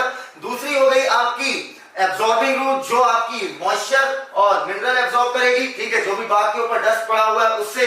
अच्छा, तीसरी आपकी हाइग्रोस्कोपिक एरियल रूट, या इसी को हम लोग बोलते हैं एपीफिटिक रूट। अब हाइग्रोस्कोपिक मतलब वाटर एब्सॉर्बिंग कैपेसिटी है, लेकिन एपीफिटिक रूट के पास रूट कैप नहीं होता। याद रखना, उसकी जगह पर डेड स्पॉन्जी आपकी टिश्यू होती है, जिसे हम बोलते हैं वेलामेन, जो मॉइस्चर एब्सॉर्ब करने में मदद करता है। एग्जांपल आपका एपीफिटिक रूट का पहला है वेंडा। याद रखना, ये भी भूलना मत। वेंडा, डेंड्रोबियम और ऑर्किड, साथ में बोलो। वेंडा, डेंड्रोबियम, ऑर्किड, साथ में बोलो। Wanda, Dendrobium, orchid, Wanda, Dendrobium, orchid, Wanda, Dendrobium, orchid, Wanda, Dendrobium, orchid. इनमें पाया जाता है वेलामेन। वेलामेन क्या है? रूट कैप की जगह पाया जाने वाला डेड स्पॉन्जी टिश्यू, जो मॉइस्चर को एब्सॉर्ब करने में मदद करता है। और आपका एपीफिटिक रूट में रूट कैप नहीं पाया जाता है। और एग्जांपल क्या है? दोबारा, वेंडा, डेंड्रोबियम और orchid, Wanda, Dendrobium, orchid, Wanda, Dendrobium, orchid, Wanda, Dendrobium, orchid, Wanda, Dendrobium, orchid. इनमें वेलामेन प्रेजेंट होता है, ठीक है। अब नेक्स्ट हमारी हो गई हॉस्टोरियल रूट। जो हॉस्टोरियल रूट होती है ये बेटा पैरासिटिक प्लांट्स पे पाई जाती है। अब अगर हम बात करें हॉस्टोरियल रूट की, तो इन्हीं रूट्स को ये अपने प्लांट की ये इन्हीं रूट्स की मदद से ये क्या करते हैं? दूसरे होस्ट प्लांट पर चिपक जाते हैं और उससे जो है वो अपना कनेक्शन बना लेते हैं। एग्जांपल इसका याद रखना कि हॉस्टोरियल अर्थात पैरासिटिक रूट ये क्या करती है बेटा, ये आपकी जो भी प्लांट है जिसके ऊपर ये पैरासाइट की तरह है, ये क्या करते हैं, हॉस्टोरियल रूट की मदद से उससे क्या करते हैं, अपना कनेक्शन बना लेते हैं। एग्जांपल पूछेगा हॉस्टोरियल रूट किसमें प्रेजेंट होती है, कस्कटा और मिसलिटोई। क्या, और कस्कटा और मिसलिटोई, मिसलिटोई, ठीक है, कस्कटा मिसलिटोई, कस्कटा मिसलिटोई, कस्कटा मिसलिटोई, कस्कटा मिसलिटोई। अच्छा, एपिफिटिक रूट किसमें किसमें, वैंडा, डेंड्रोबियम, ऑर्किड। और वहीं पर अगर मैं बोलूं हॉस्टोरियल रूट किसमें किसमें, कस्कटा और मिसलिटोई। Got it. इस तरीके से रूट खत्म होता है। Now next topic is stem. तो बेटा वैंडा, डेंड्रोबियम, ऑर्किड, इनमें कौन सी रूट होगी आपकी, इनमें होगी एपिफिटिक रूट, जिसमें क्या पाया जाता है, velamen, dead spongy tissue. Finally ये याद रखना बेटा, कस्कटा और मिसलिटोई में आपका हॉस्टोरियल रूट या इसी को हम पैरासिटिक रूट बोलते हैं, ये पाई जाती है। अच्छा, एक चीज याद रखना कि जो रेफ्लेशिया होता है, रेफ्लेशिया जो आपका सबसे बड़ा फ्लावर है, ठीक है, लार्जेस्ट फ्लावर, रेफ्लेशिया, ठीक, लॉन्गेस्ट नहीं, लार्जेस्ट, ठीक है, लॉन्गेस्ट एमोर्फोफैलस है। क्या, एमोर्फोफैलस। और जो लार्जेस्ट फ्लावर है वो है रेफ्लेशिया का। रेफ्लेशिया आपका टोटल रूट पैरासाइट है। क्या बोला, टोटल रूट पैरासाइट पूछा जाए तो आपका आंसर क्या होगा, Rafflesia. That's all about root. Let's start revision of this stem. अगर हम बात करें स्टेम की, तो स्टेम आपका प्लांट की एक्सिस का असेंडिंग पोर्शन बनाता है। असेंडिंग पोर्शन कहने का मतलब जो ऊपर की तरफ जाए, वहीं पर रूट आपकी डिसेंडिंग पोर्शन बनाती है। रूट आपकी ग्रेविटी की तरफ जाती है और स्टेम आपकी ग्रेविटी के अगेंस्ट जाती है। बात करें अगर लाइट के रेफरेंस से, तो लाइट के रेफरेंस में रूट आपकी लाइट के अगेंस्ट जाती है और स्टेम आपकी लाइट की तरफ जाती है, टुवर्ड्स द लाइट जाती है। अच्छा, अब रूट और स्टेम में सबसे बड़ा डिफरेंस ये है कि रूट में नोड्स नहीं होती, और जब नोड्स नहीं होती तो इंटरनोड नहीं होती है। वहीं पर स्टेम में नोड्स पाई जाती हैं और नोड्स के बीच का स्पेस इंटरनोड है। बेटा कई बार जब आप छोटे थे तो आप क्या करते थे, आप गन्ना खाते थे और थोड़ी दूर बाद गन्ना खाने के बाद एक हार्ड सा पोर्शन आता था, आप कहते थे भैया इतना छील दो और फिर हम खाएंगे, ठीक है। तो वही जो मोटा सा रीजन था गन्ने की स्टेम पर, वही आपकी है नोड, और दो नोड के बीच का स्पेस इंटरनोड। याद रखना इस बात को कि लीव्स जो होती है वो आपकी लीव्स आपकी नोड पर ही लगी होती हैं, ब्रांचेस भी आपकी नोड से ही निकलती हैं। वहीं पर इसी के साथ साथ आपकी जो टेंड्रिल होती है वो भी आपकी नोड से ही निकलती हैं, जो मतलब नोड के ही पास से निकलती है, और इसके साथ साथ थॉर्न भी आपके नोड के पास से निकलते हैं, ठीक है। तो नोड देखा जाए तो बेटा याद रखना, कभी भी जो लीफ दिखेगी ना वो हमेशा आपको नोड पर दिखेगी। अगर आपको मैं एक स्टेम में दूं और मैं पूछूं नोड कहां है, तो बस जहां पर लीफ हो वहीं पर ऐसे हाथ रख दो, कह दो भैया ये नोड है। समझ में आ गई बात। अच्छा, अब अगर मैं बात करूं तो ये जनरल बात है, लेकिन सुन लो कि जो आपकी स्टेम होती है, स्टेम पर बहुत सारी ब्रांचेस होती हैं, फ्लावर्स होते हैं, फ्रूट्स होते हैं, लीव्स होती हैं, तो स्टेम इन सारी चीजों को बियर करती है। बात करें अगर एम्ब्रियोनिक डेवलपमेंट में बात करें तो स्टेम आपकी बनी होती है प्रिम्यूल से, वहीं पर रूट आपकी बनी होती है रेडिकल से। बताया था, आर से रेडिकल, आर से रूट, और आपका प्रिम्यूल क्या बनाएगा भविष्य में, स्टेम बनाएगा।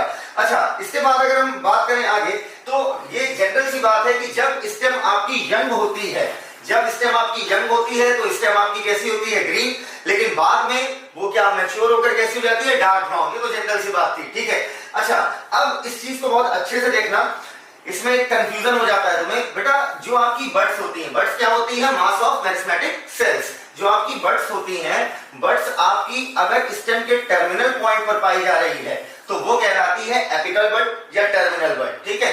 और अगर वो स्टेम के लैटरल साइड पाई जा रही है तो हम इसे सिंपली बोल देते हैं लैटरल बड, मतलब साइड बाय साइड। ये कौन सी हुई, एपिकल बड, और ये कौन सी हुई, लैटरल बड। तो बड आपकी दो तरीके की हुई, एक आपकी एपिकल, और एपिकल को हम लोग क्या बोल सकते हैं, टर्मिनल, और एक आपकी साइड में लगी हुई है, ठीक है, लैटरल या एक्सिलरी, ठीक है। तो अब ये हो गई आपकी एनसीईआरटी के कुछ पॉइंट, जल्दी से देख लीजिए। असेंडिंग पार्ट होती है stem, where branches, leaves, flower, leaves, fruits develop होती है स्टेम से, प्रिम्यूल से। नोड इंटरनोड पाया जाएगा। नोड क्या है, आपका वो रीजन जहां पर लीफ लगती है। इंटरनोड क्या है, portion between the two node. जो बड्स होती हैं वो आपकी टर्मिनल और एक्सिलरी हो सकती हैं, जो स्टेम पे पाई जाएंगी।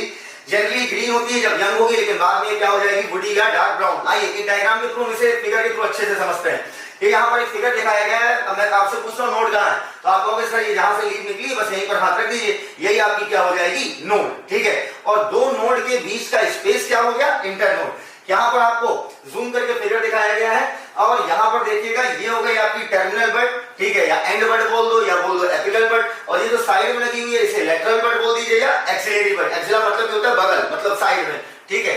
आइए फंक्शन ऑफ स्टेम, सिंपली एक बता चुके हैं कि स्टेम जो होती है इसके ऊपर ब्रांचेस लगी होती हैं, लीव्स होती हैं, फ्लावर होते हैं, फ्रूट होते हैं। अच्छा, वाटर और मिनरल जमीन से एब्सॉर्ब करने का काम किसका है? रूट का है, लेकिन उसे ऊपर लीव्स तक पहुंचाने का, ट्रांसपोर्ट करने का काम किसका है? स्टेम का। तो ये कंडक्ट करती है वाटर, मिनरल को और फोटोसिंथेट्स को। फोटोसिंथेट मतलब फोटोसिंथेसिस के द्वारा बनाया गया प्रोडक्ट अर्थात ग्लूकोज। लीफ ने भैया ग्लूकोज बना लिया, उसके बाद अगर उसे रूट तक पहुंचाना है, किसी दूसरी लीफ तक पहुंचाना है, तो किसके थ्रू आप पहुंचाओगे? स्टेम के थ्रू, मतलब स्टेम के अंदर मौजूद फ्लोएम के थ्रू, ठीक है। चलिए अब स्टेम की मॉडिफाइड फंक्शन देखिएगा। कुछ मॉडिफाइड फंक्शन क्या है? स्टोरेज ऑफ फूड, जैसे रूट आपका फूड स्टोर कर सकती है वैसे स्टेम भी आपका फूड स्टोर कर सकती है। उसके साथ साथ स्टेम का काम क्या है? सपोर्ट देना, ठीक है, ये तो जनरल फंक्शन हो गया। प्रोटेक्शन, अभी आगे देखिएगा कैसे प्रोटेक्शन में मदद करती है। और वेजिटेटिव प्रोपेगेशन, मतलब वेजिटेटिवली प्लांट को प्रोपेगेट करके आगे बढ़ाती चली जाती है। अब ये सारे फंक्शन जो स्पेशलाइज्ड फंक्शन है वो हम इसको आगे देखेंगे। मॉडिफिकेशन ऑफ स्टेम, मतलब जहां पर स्टेम मॉडिफाई होकर कुछ और काम भी करने लगे। आमतौर पर स्टेम का काम क्या है? उसके ऊपर ये सब ब्रांचेस, लीव्स, फ्लावर, फ्रूट होते हैं, ठीक है। और उसके साथ साथ वो रूट द्वारा एब्जॉर्ब वाटर मिनरल को लीव्स तक पहुंचाती है या लीव्स के द्वारा बनाए गए फोटोसिंथेट्स को पूरे प्लांट में ट्रांसपोर्ट करती है। लेकिन अब यहां पर मॉडिफिकेशन देखेंगे, जैसे रूट का मॉडिफिकेशन पढ़ा था कि रूट आपका फूड स्टोरेज करने लगी थी। किसकी? Tap root of carrot, turnip and adventitious root of sweet potato, साथ में था आपका एस्पारगस। वहीं पर जो स्टेम है, स्टेम मॉडिफाई होकर कुछ प्लांट्स की फूड स्टोरेज करने लगी। किसकी किसकी? पोटैटो, जिंजर, टर्मरिक, जमीकन, कोलोकेशिया। क्या बोला? पोटैटो, जिंजर, टर्मरिक, जमीकन, कोलोकेशिया। साथ में बोलो, पोटैटो, जिंजर, जमीकन, पोटैटो, जिंजर, टर्मरिक, जमीकन, कोलोकेशिया। पोटैटो, जिंजर, टर्मरिक, जमीकन, कोलोकेशिया। पोटैटो, जिंजर, टर्मरिक, जमीकन, कोलोकेशिया। पोटैटो, जिंजर, टर्मरिक, जमीकन, कोलोकेशिया। साथ में दो बार और, पोटैटो, जिंजर, टर्मरिक, जमीकन, कोलोकेशिया। इनकी जो अंडरग्राउंड स्टेम होती है, मतलब इनकी स्टेम जो होती है, थोड़ा सा सही से सुनना बेटा, इस बार यहाँ टॉपिक पे कंफ्यूज हो जाते हो आप। ये ग्राउंड है, इनकी स्टेम का पोर्शन थोड़ा सा अंडरग्राउंड होता है। सर आपको कैसे पता कि सर ये जो अंडरग्राउंड वाला पार्ट है, मुझे कैसे पता चला कि स्टेम ही है? क्योंकि उस पर पाई गई थी नोट्स। तो इनका जो अंडरग्राउंड पोर्शन होता है स्टेम का, ये क्या करते हैं बेटा? ये फूड का स्टोरेज करने लगते हैं। उसके साथ साथ मान लो अनफेवरेबल कंडीशन आ गई, तो अनफेवरेबल कंडीशन आ गई तो भाई एटमॉस्फेयर का फर्क इस अपर पोर्शन में पड़ेगा, लेकिन जो ग्राउंड के नीचे है तो क्या अनफेवरेबल कंडीशन का उस पर असर पड़ेगा? नहीं। तो मान लो अपर पोर्शन खराब भी हो गया, डेड हो गया, लेकिन जब फेवरेबल कंडीशन आएगी तो ये लोअर पोर्शन की मदद से ये प्लांट दोबारा ग्रो कर जाएगा। दैट्स व्हाई इस अंडरग्राउंड स्टेम को ऑर्गन ऑफ पेरिनेशन कहते हैं। पेरिनेशन मतलब सदाबहार, प्लांट को सदाबहार बनाए रखता है। अनफेवरेबल कंडीशन से ये अंडरग्राउंड स्टेम बची रहेगी, बाद में फेवरेबल कंडीशन आने पर ये ग्रो कर जाएगी। तो underground stem of potato, ginger, turmeric, जमीकन, कोलोकेशिया, ये आपकी ऑर्गन ऑफ पेरिनेशन की तरह भी काम करती है। देखिए, जिंजर, जमीकन, पोटैटो, कोलोकेशिया और टर्मरिक। नेक्स्ट मॉडिफिकेशन है सपोर्ट के लिए, ठीक है।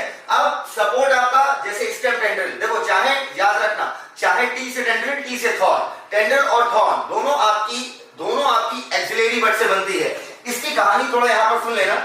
क्या कहानी है? देखो बेटा, ये मान लो आपकी जमीन है, ग्राउंड है, ठीक है। थोड़ा ग्राउंड सीधा कर दो, ये हो गया आपका ग्राउंड। अच्छे से सुनना इस कहानी को। और ये है मान लीजिए आपकी स्टेम, और टॉप पर जो आपकी मेरिस्मेटिक सेल्स का मास पाया जाएगा उसे क्या बोलेंगे? Shoot apical meristem. वहीं पर रूट के टॉप पे होता तो हम क्या बोलते हैं? रूट एपिकल मेरिस्टेम, ठीक है। अब ये सेल डिवाइड करती जाएंगी और ये ऊपर की तरफ स्टेम बढ़ रही है, ठीक है। अब क्या होगा बेटा? जब डिवाइड होकर यहां पहुंचेगी तो ये सेल तो अभी डिवाइडिंग फेज में है, लेकिन इस सेल को काफी टाइम हो गया, तो इन्हीं में से कुछ सेल आपकी क्या होंगी? कुछ सेल आपकी मैच्योर हो जाएंगी। तो जो मैच्योर होंगे वहां पर मैं सिंपली ऐसे मिटा दे रहा हूं, ये मैच्योर हो गए सेल। अब ये क्या होगा? जो शूट एपिकल मेरिस्टेम है, इसी से निकलती है लीफ, ठीक है। शूट एपिकल मेरिस्टेम से लीफ निकलती है। अच्छे समझ रहे हैं? कॉन्सेप्ट आगे तक चलेगा, नोट में भी आएगा। अब ये डिवाइड करती हुई आपकी शूट एपिकल मेरिस्टेम आगे बढ़ती गई और आगे बढ़ रही है, ठीक है। और वहीं पर पीछे वाली सेल को टाइम हो गया, वक्त हो गया है, तो अब ये क्या होने लगी होंगी? मैच्योर। तो यहाँ की सेल आपकी हो गई मैच्योर। अब शूट एपिकल मेरिस्टेम यहाँ पहुंच चुका है और यहाँ से फिर निकली लीफ, ठीक है। लेकिन अब ये दोनों लीफ क्या हो चुकी होंगी? और साइज में बड़ी हो चुकी होंगी, क्योंकि वक्त बीत चुका है, ठीक है। अब एक चीज नोटिस करो, अब एक चीज नोटिस करना कि जो आपका लीफ का ये जो पैटियोल है, ठीक है, या बोल दीजिए इसे बोलते हैं लीफ बेस, ठीक है, जहां से लीफ अटैच है, तो यहां पर पाई जाती है कुछ मास ऑफ मेरिस्मेटिक सेल, ठीक है। और ये मास ऑफ मेरिस्मेटिक सेल कहलाएंगी एक्सिलरी बड। क्या बोला? एक्सिलरी बड, ठीक है। लीफ किससे निकली? शूट एपिकल मेरिस्टेम से। ठीक है, और जितनी सेल यहाँ साइड में छूट गई वो आपकी कहलाएंगी एक्सिलरी बड। और लीफ कहां से निकलती है आपकी? नोड से। क्लियर? बताया था अभी आपको, लीफ कहां से निकलती है? नोड से। अब ये जो आपकी एक्सिलरी बड है, ये एक्सिलरी बड आपकी टेंड्रिल भी बना सकती है, ये एक्सिलरी बड आपकी थॉर्न भी बना सकती है, वुडी पॉइंटेड थॉर्न्स, ये एक्सिलरी बड से आपकी ब्रांचेस भी निकल सकती हैं। क्लियर है यहाँ तक? अच्छा, तो लीफ किससे बनी? शूट एपिकल मेरिस्टम से। आपका एक्सिलरी बड से क्या बना? टेंड्रिल बन सकता है, थॉर्न बन सकता है, ब्रांचेस निकल सकती है वगैरह एंड वगैरह। आइए अब यहाँ पर मॉडिफिकेशन देखिएगा सपोर्ट के लिए। कई प्लांट क्या होती है, उनकी स्टेम इतनी वीक होती है कि वो जमीन की वो स्टैंड नहीं हो पाती, अर्थात खड़ी नहीं हो पाती है। तो उस केस में क्या होता है, स्टेम किसी का सपोर्ट लेती है। सपोर्ट लेने की क्या जरूरत है बेटा? अगर जमीन पे फैलेगी तो जानवर उस पर उसको क्या कर देंगे? कुछ लेंगे, जिससे प्लांट की जो हो सकती है डेथ हो सकती है। तो इस वजह से उन प्लांट ने दिमाग लगाया। उन्होंने क्या, दिमाग है नहीं मतलब एडाप्टेशन किया। तो उन्होंने क्या किया, उन्होंने अगल बगल के प्लांट को या अगल बगल डंडा है या दीवार है तो उस पर सपोर्ट लेते हुए उसी पर बढ़ते चले जाते हैं। अब सपोर्ट लेना है तो किसी चीज में खुद को फंसाना भी पड़ेगा। तो फंसाने के लिए ये लच्छेदार स्ट्रक्चर होता है और ये लच्छेदार स्ट्रक्चर आपका कहलाता है टेंड्रिल। ठीक है बेटा, अगर आप कभी शादी में जाओ और तुम्हारे जस्ट पीछे एक अंकल खड़े हो, तुमसे कहे बेटा थोड़ा साइड हो जाओ, सब्जी लेनी है मुझे, तो तुम्हें क्या लगता है, तुम्हें इतनी आसानी से हटोगे? नहीं। लेकिन अगर मान लो कोई लच्छेदार बंदा आया, ठीक है, समझ रहे हो, तो वो अगर लच्छेदार बंदा आया और कहा भैया मुझे सब्जी दे दो, भैया मतलब सब्जी दे दो, तो आप तुरंत कहोगे जी जी जी आइए आइए। ठीक है, तो बस ऐसे याद रखना, टेंड्रिल लच्छेदार होता है, ट्रिक है जी जी। गॉर्ड और ग्रेप वाइन। गॉर्ड में आएगा आपका वाटरमेलन, पंपकिन और कुकम्बर। ग्रेप वाइन मतलब सिंपली अंगूर, ये ग्रेप वाइन ही है। देखो इसने सपोर्ट लिया यहाँ पर, इस आपका इस प्लांट को पकड़ लिया उसने। ठीक है, अच्छा यहां पर क्या होगा बेटा, स्टेम पर मौजूद एक्सिलरी बड से ही टेंड्रिल बनेगा और अगले एक्सिलरी बड से ही थॉर्न बनेगा। तो स्टेम पे मौजूद एक्सिलरी बड खुद को मॉडिफाई कर ली, ठीक है, और ये लच्छेदार हो गई। ठीक है, तो स्टेम टेंड्रिल ऑफ गॉर्ड में क्या चीजें आएंगी जल्दी? Watermelon, pumpkin, cucumber. ठीक है, टेंड्रिल देगा, लच्छेदार का जी जी, हर चीज में जी। ठीक है, जी मतलब गॉर्ड और जी अगले जी मतलब ग्रेप वाइन। नेक्स्ट मॉडिफिकेशन है आपका प्रोटेक्शन के लिए। ठीक है, अब ब्राउजिंग एनिमल जो है, अर्थात जो आपका इन प्लांट्स को खा सकते हैं, अब उनसे बचने के लिए प्लांट ने एक एडाप्टेशन किया। ठीक है, एडाप्टेशन जरूरी होता है, ठीक है, वरना अगर ओवर ब्राउजिंग हो जाएगी तो प्लांट की स्पीसीज खत्म हो जाएगी। तो अब अल्टीमेटली क्या किया, कुछ प्लांट की जो एक्सिलरी बड होती है, एक्सिलरी बड मतलब लेटरल बड, कुछ प्लांट की एक्सिलरी बड जो होती है वो एक्सिलरी बड आपकी वुडी पॉइंटेड थॉर्न बना लेती है। ठीक है, जिसकी वजह से एनिमल्स इन्हें खा ना पाए। लेकिन अब एनिमल्स को भी सर्वाइव करना है तो बहुत सारे एनिमल ने इसके लिए भी एडाप्टेशन निकाल लिया है। भाई कुछ तो इतने दिमागी हैं, वो थॉर्न पकड़ के तोड़ते हैं, उसके बाद खाना शुरू करते हैं, पकड़ के जी हाँ, ठीक है, या अपनी दांत से तोड़ देते हैं। अब अल्टीमेटली इसे जल्दी से खत्म करते हैं। प्रोटेक्शन के लिए क्या किया गया, एक्सिलरी बड। टेंड्रिल किससे बना, एक्सिलरी बड। थॉर्न किससे बने, एक्सिलरी बड। एक्सिलरी बड आपकी स्टेम की मॉडिफाई हो जाती है, वुडी स्ट्रेट पॉइंटेड थॉर्न्स बनाती है। एग्जांपल सिट्रस, जिसमें आपका लेमन आता है, ठीक है, या ऑरेंज आता है। सिट्रस यहाँ पर देखो लेमन का प्लांट दिखाया गया, ये आपको वुडी पॉइंटेड थॉर्न दिख रहे होंगे, ये किससे निकले हैं, एक्सिलरी बड से। ठीक है, और दूसरा हो गया बगलवेलिया। ठीक है, फेमस प्लांट है, सभी जानते हैं। स्टेम यहाँ पर मॉडिफाई होकर क्या बना ली, स्पाइन। अब स्टेम में भी पूछे कौन सी वर्ड, शूट एपिकल या आपकी एक्सिलरी। क्लियर, तो जो प्रोटेक्ट करेगा प्लांट को from browsing animal. Next modification है फॉर एसिमुलेशन ऑफ फूड, अर्थात फूड को प्राप्त करने के लिए यहाँ पर किस तरीके का जुगाड़ लगाया गया। बेटा ये जो आपके डेजर्ट प्लांट है, ठीक है, जैसे यहाँ पर एक अपोन्शिया दिया हुआ है, दूसरा को यूफोर्बिया दिया गया है। ठीक है, तो डेजर्ट में बेटा टेम्परेचर क्या होता है, बहुत ज्यादा होता है। डेजर्ट का टेम्परेचर ज्यादा होता है तो प्लांट से इवेपोरेशन भी क्या होगा, मतलब इसे तुम ट्रांसपिरेशन बोलते हो, वो क्या होगा, ज्यादा।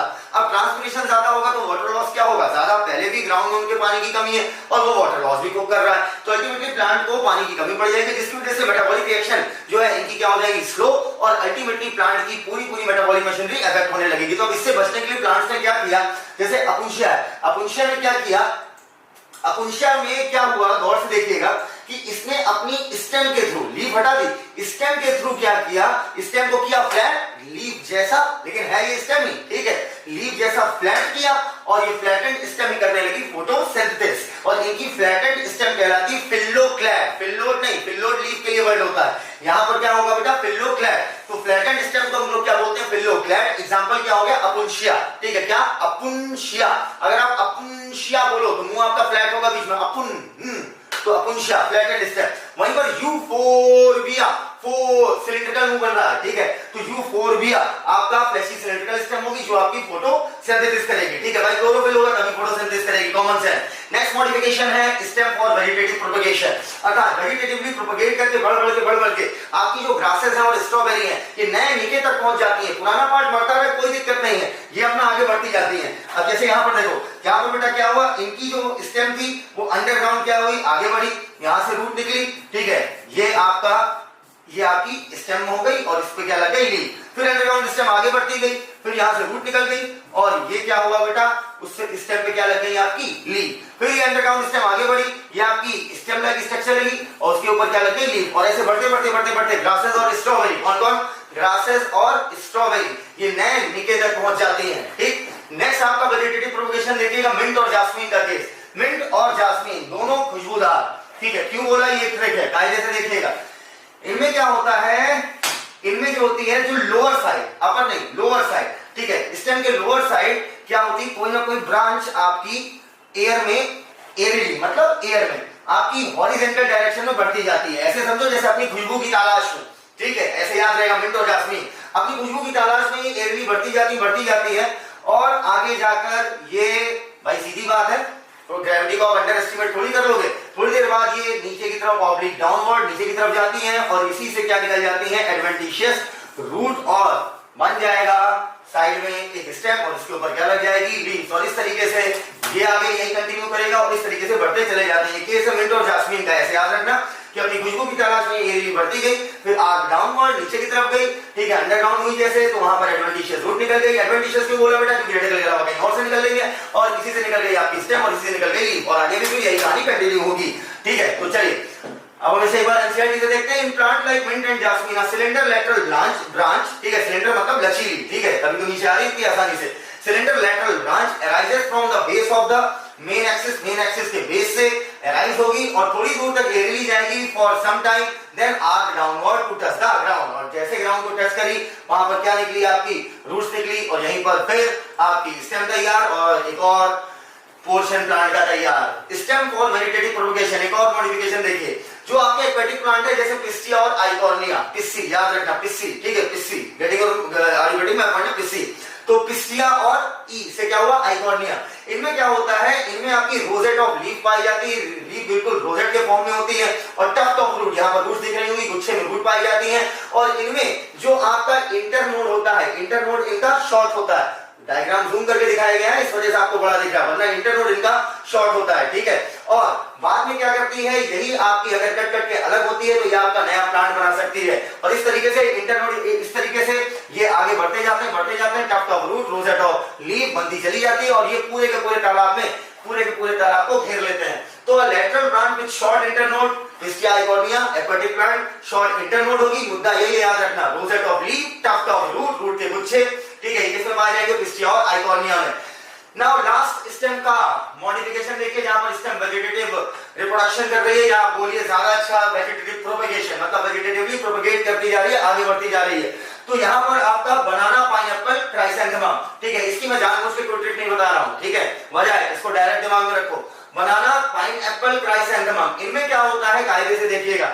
इनमें एक अंडरग्राउंड, क्या बोला, अंडरग्राउंड इनकी जो स्टेम होती है वो जमीन के नीचे लैटरली बढ़ती जाती है।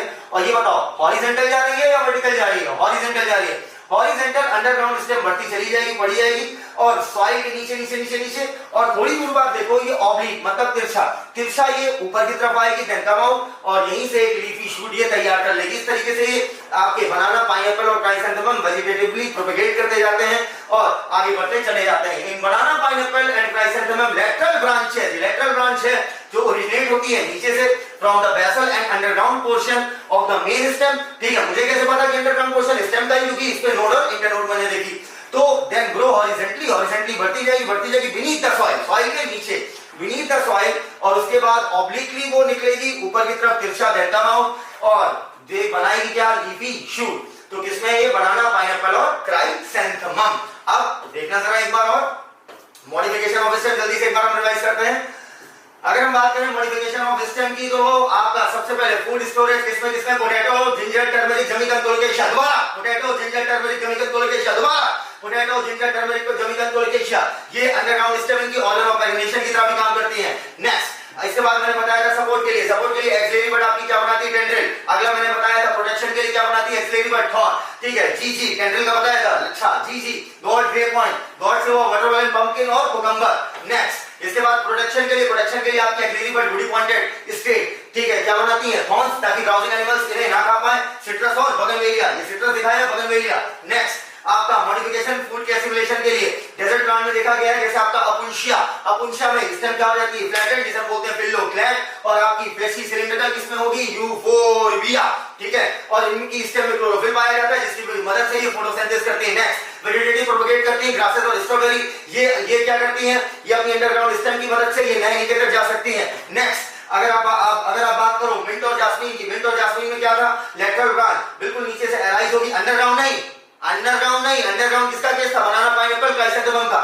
लेटरल इनकी एक ब्रांच जो है थोड़ी दूर तक एरिली जाएगी, उसके बाद आप डाउनवर्ड नीचे की तरफ जाएगी, उसी से ढेर सारी रूट निकल जाएगी, टफ्ट बोल लो, कोई दिक्कत नहीं है, ठीक है, और उसी से आपका लीफ और स्टेम बन जाएगी। नेक्स्ट, इसके बाद नेक्स्ट आपका एक्वाटिक प्लांट पिस्टिया और आइकोनिया, जिसमें रोजेट ऑफ लीफ पाई जाती है, टफ्ट ऑफ रूट पाई जाती है, इंटरनोड आपकी शॉर्ट होगी, और इस तरीके से ये प्रोपगेट करते जाते हैं। नेक्स्ट, आपका बनाना पाइनएप्पल और आपका क्राइसेंथेमम, इनमें अंडरग्राउंड स्टेम आपकी लेटरल, उसकी एक ब्रांच अंडरग्राउंड, मतलब जमीन के नीचे वो बिलो द ग्राउंड या बिलो द ग्राउंड बढ़ती जाएगी और ऑब्लिकली तिरछा वो ऊपर की तरफ निकलेगी और एक लीफी शूट अराइज करेगी, मतलब बनाएगी, ठीक है। So overall this is complete revision of this step.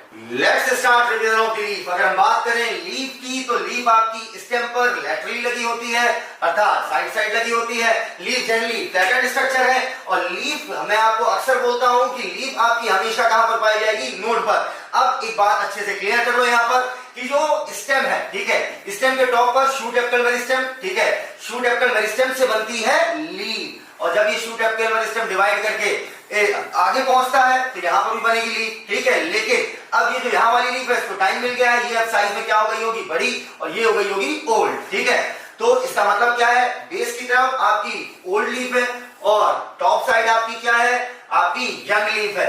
इसका मतलब बेस की तरफ ओल्ड, टॉप की तरफ यंग, और इस तरीके का सक्सेशन कहलाता है एक्रोपिटल सक्सेशन या एक्रोपिटल ऑर्डर। तो पूछा जाए लीफ किस ऑर्डर में लगती है, तो हमेशा एक्रोपिटल, मतलब जहां पर बेस की तरफ ओल्ड लीफ होगी और जितने टॉप पर जाओगे वहीं पर शूट एपिकल मेरिस्टेम मिलेगा। इसका मतलब वहां उस तरफ क्या आएंगे बेटा, यंग लीफ, ठीक है। अच्छा, लीफ जो होती है उसके एक्साइल में, एक्साइल मतलब बगल में, लीफ के एक्साइल में पाई जाती है आपकी एक्सिलरी बट जो भविष्य में बना सकती है, टेंड्रिल जो भविष्य में बना सकती है, थॉर्न जो भविष्य में बना सकती है ब्रांचेस, ठीक है। अच्छा, लीफ के बिल्कुल बेस पर यहां पर पाया जाते हैं लीफ लाइक अपेंडेजेस, ठीक है, और ये लीफ लाइक अपेंडेजेस आपके कहलाते हैं स्टिप्यूल। क्या, स्टिप्यूल आपके कितने हैं, संख्या में 2, जो लीफ बेस पे लगे होते हैं, और अगर प्लांट में ये स्टिप्यूल्स पाए जाएंगे तो वो प्लांट कहलाएंगे स्टिपुलेट, और अगर स्टिप्यूल्स नहीं पाए गए तो प्लांट कहलाएंगे एक्स स्टिपुलेट। तो मैं कह सकता हूं स्टिप्यूल जो होता है लीफ के पेटियोल के दोनों तरफ लैटरली लगता है, संख्या में कितने होंगे, 2 होंगे, ठीक है। नंबर गिनती कितनी हो गई, 2। प्लांट पाया गया तो प्लांट स्टिपुलेट कहलाएगा, नहीं पाया गया तो प्लांट एक्स स्टिपुलेट कहलाएगा। अब अगर हम बात करें लीफ की, तो लीफ आपकी किससे बनी है, शूट एपिकल मेरिस्टेम से। ऑर्डर कौन सा है, एक्रोपिटल ऑर्डर। उसके लीफ के बेस पर क्या पाया जाएगा, आपका एक्सिलरी बड, जो टेंड्रिल थॉर्न बना सकता है, और उसके साथ साथ उससे ब्रांचेस निकल सकती हैं। अच्छा, पूरे प्लांट में अगर पूछा जाए कि मोस्ट इंपोर्टेंट पार्ट जिससे फोटोसिंथेसिस होती है, तो आपका आंसर होगा लीफ। हाँ, वो अलग बात है कि अपुंशिया और आपका यूफोर्बिया में स्टेम जो है आपकी फोटोसिंथेसिस करने लगती है, लेकिन हाँ ऐसे देखा जाए तो कुछ रूट भी होती हैं, ठीक है, जो आपकी फोटोसिंथेसिस करती हैं, जैसे आपका ट्रैपा, ठीक है। लेकिन ये एग्जांपल आपको याद नहीं रखना है, आपसे पूछेगा नहीं, ठीक है। तो अब पूछा गया मोस्ट इंपोर्टेंट पार्ट, तो आपका फोटोसिंथेसिस के लिए तो आंसर होगा लीफ। क्या हर प्लांट में लीफ ही फोटोसिंथेसिस करेगी, गलत, ठीक है। चलो आगे, अगर आप देखो आमतौर पर अगर आपसे लीफ कहा जाए तो आप इसी पोर्शन को लीफ बोल देते हो, ये गलत है। ये लीफ का एक पार्ट है, ठीक है। लीफ असल में 3 पार्ट में बांटी गई है। ये कहलाता है लीफ का लेमाइना, या इसी को बोलते हैं लीफ ब्लेड, ठीक है, जिसमें सबसे ज्यादा मात्रा में क्लोरोफिल होगा और मेनली फोटोसिंथेसिस खाना बनेगा यहीं पर। ये आपका पोर्शन कहलाता है पैटियोल। ये जो पैटियोल आपको यहाँ पर दिख रहा है, ये लीफ को फ्लटर कराता होगा, जिससे उसे कूलिंग इफेक्ट आएगा। उसके साथ साथ लीफ को होल्ड रखता है ताकि सनलाइट उस पर प्रॉपर्ली पड़ सके और फोटोसिंथेसिस हो सके। और जहां से लीफ अटैच्ड है उसे बोलते हैं लीफ बेस, जो आपका ओवरऑल स्ट्रक्चर को स्टेम से अटैच रखता है। अच्छा, लीफ बेस पर आपके स्टिप्यूल्स पाए जाते हैं, जो कि संख्या में कितने होंगे, 2।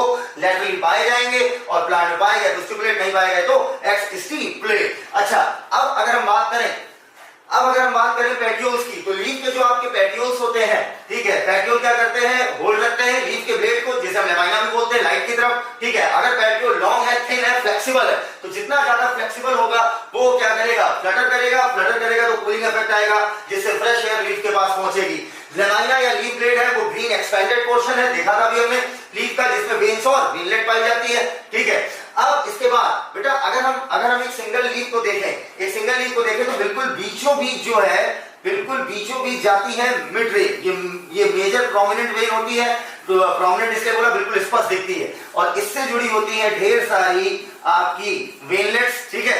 अच्छा, नेक्स्ट लेमाइना लीफ ब्लेड आपका ग्रीन एक्सपेंडेड पार्ट होता है, जिसमें वेनलेट पाई जाती है, यूजुअली बिल्कुल बीचों बीच आपकी एक प्रोमिनेंट वेन पाई जाती है, जिसे हम क्या बोलते हैं, मिड वेन। अच्छा, अब आगे देखना, लीफ आपकी अटैच होती है स्टेम से with the help of leaf base, और जिसमें पाए जाएंगे दो laterally small leaf like structure या अपेंडेजेस, ठीक है, जिसे हम क्या बोलते हैं, स्टिप्यूल्स। अच्छा, मोनोकॉट्स में क्या होता है, कायदे से देखना, मोनोकॉट्स में इस डायग्राम को देखिएगा जरा, मोनोकॉट्स में क्या होगा, मोनोकॉट में ये देखो, ये एक लीफ का पेटियोल आया, लेकिन लीफ बेस क्या होगा, लीफ बेस जो है शीट की तरह होता है। अगर आप कभी एक लीफ के प्लांट की लीफ को ऐसे नोचना चालू करिए तो देखो नीचे तक नुस्ती चली जाती है, तो यहाँ पर मोनोकॉट्स में लीफ बेस आपका एक्सपैंड हो जाता है शीट के फॉर्म में, जो स्टेम को पार्शली और कभी कभी तो पूरा पूरा होली स्टेम को क्या करता है, कवर कर देता है। तो आगे देखिएगा, In case of monocots, the leaf base expand into a sheath covering, जो आपकी स्टेम को कवर करेगी पार्शली या Holi.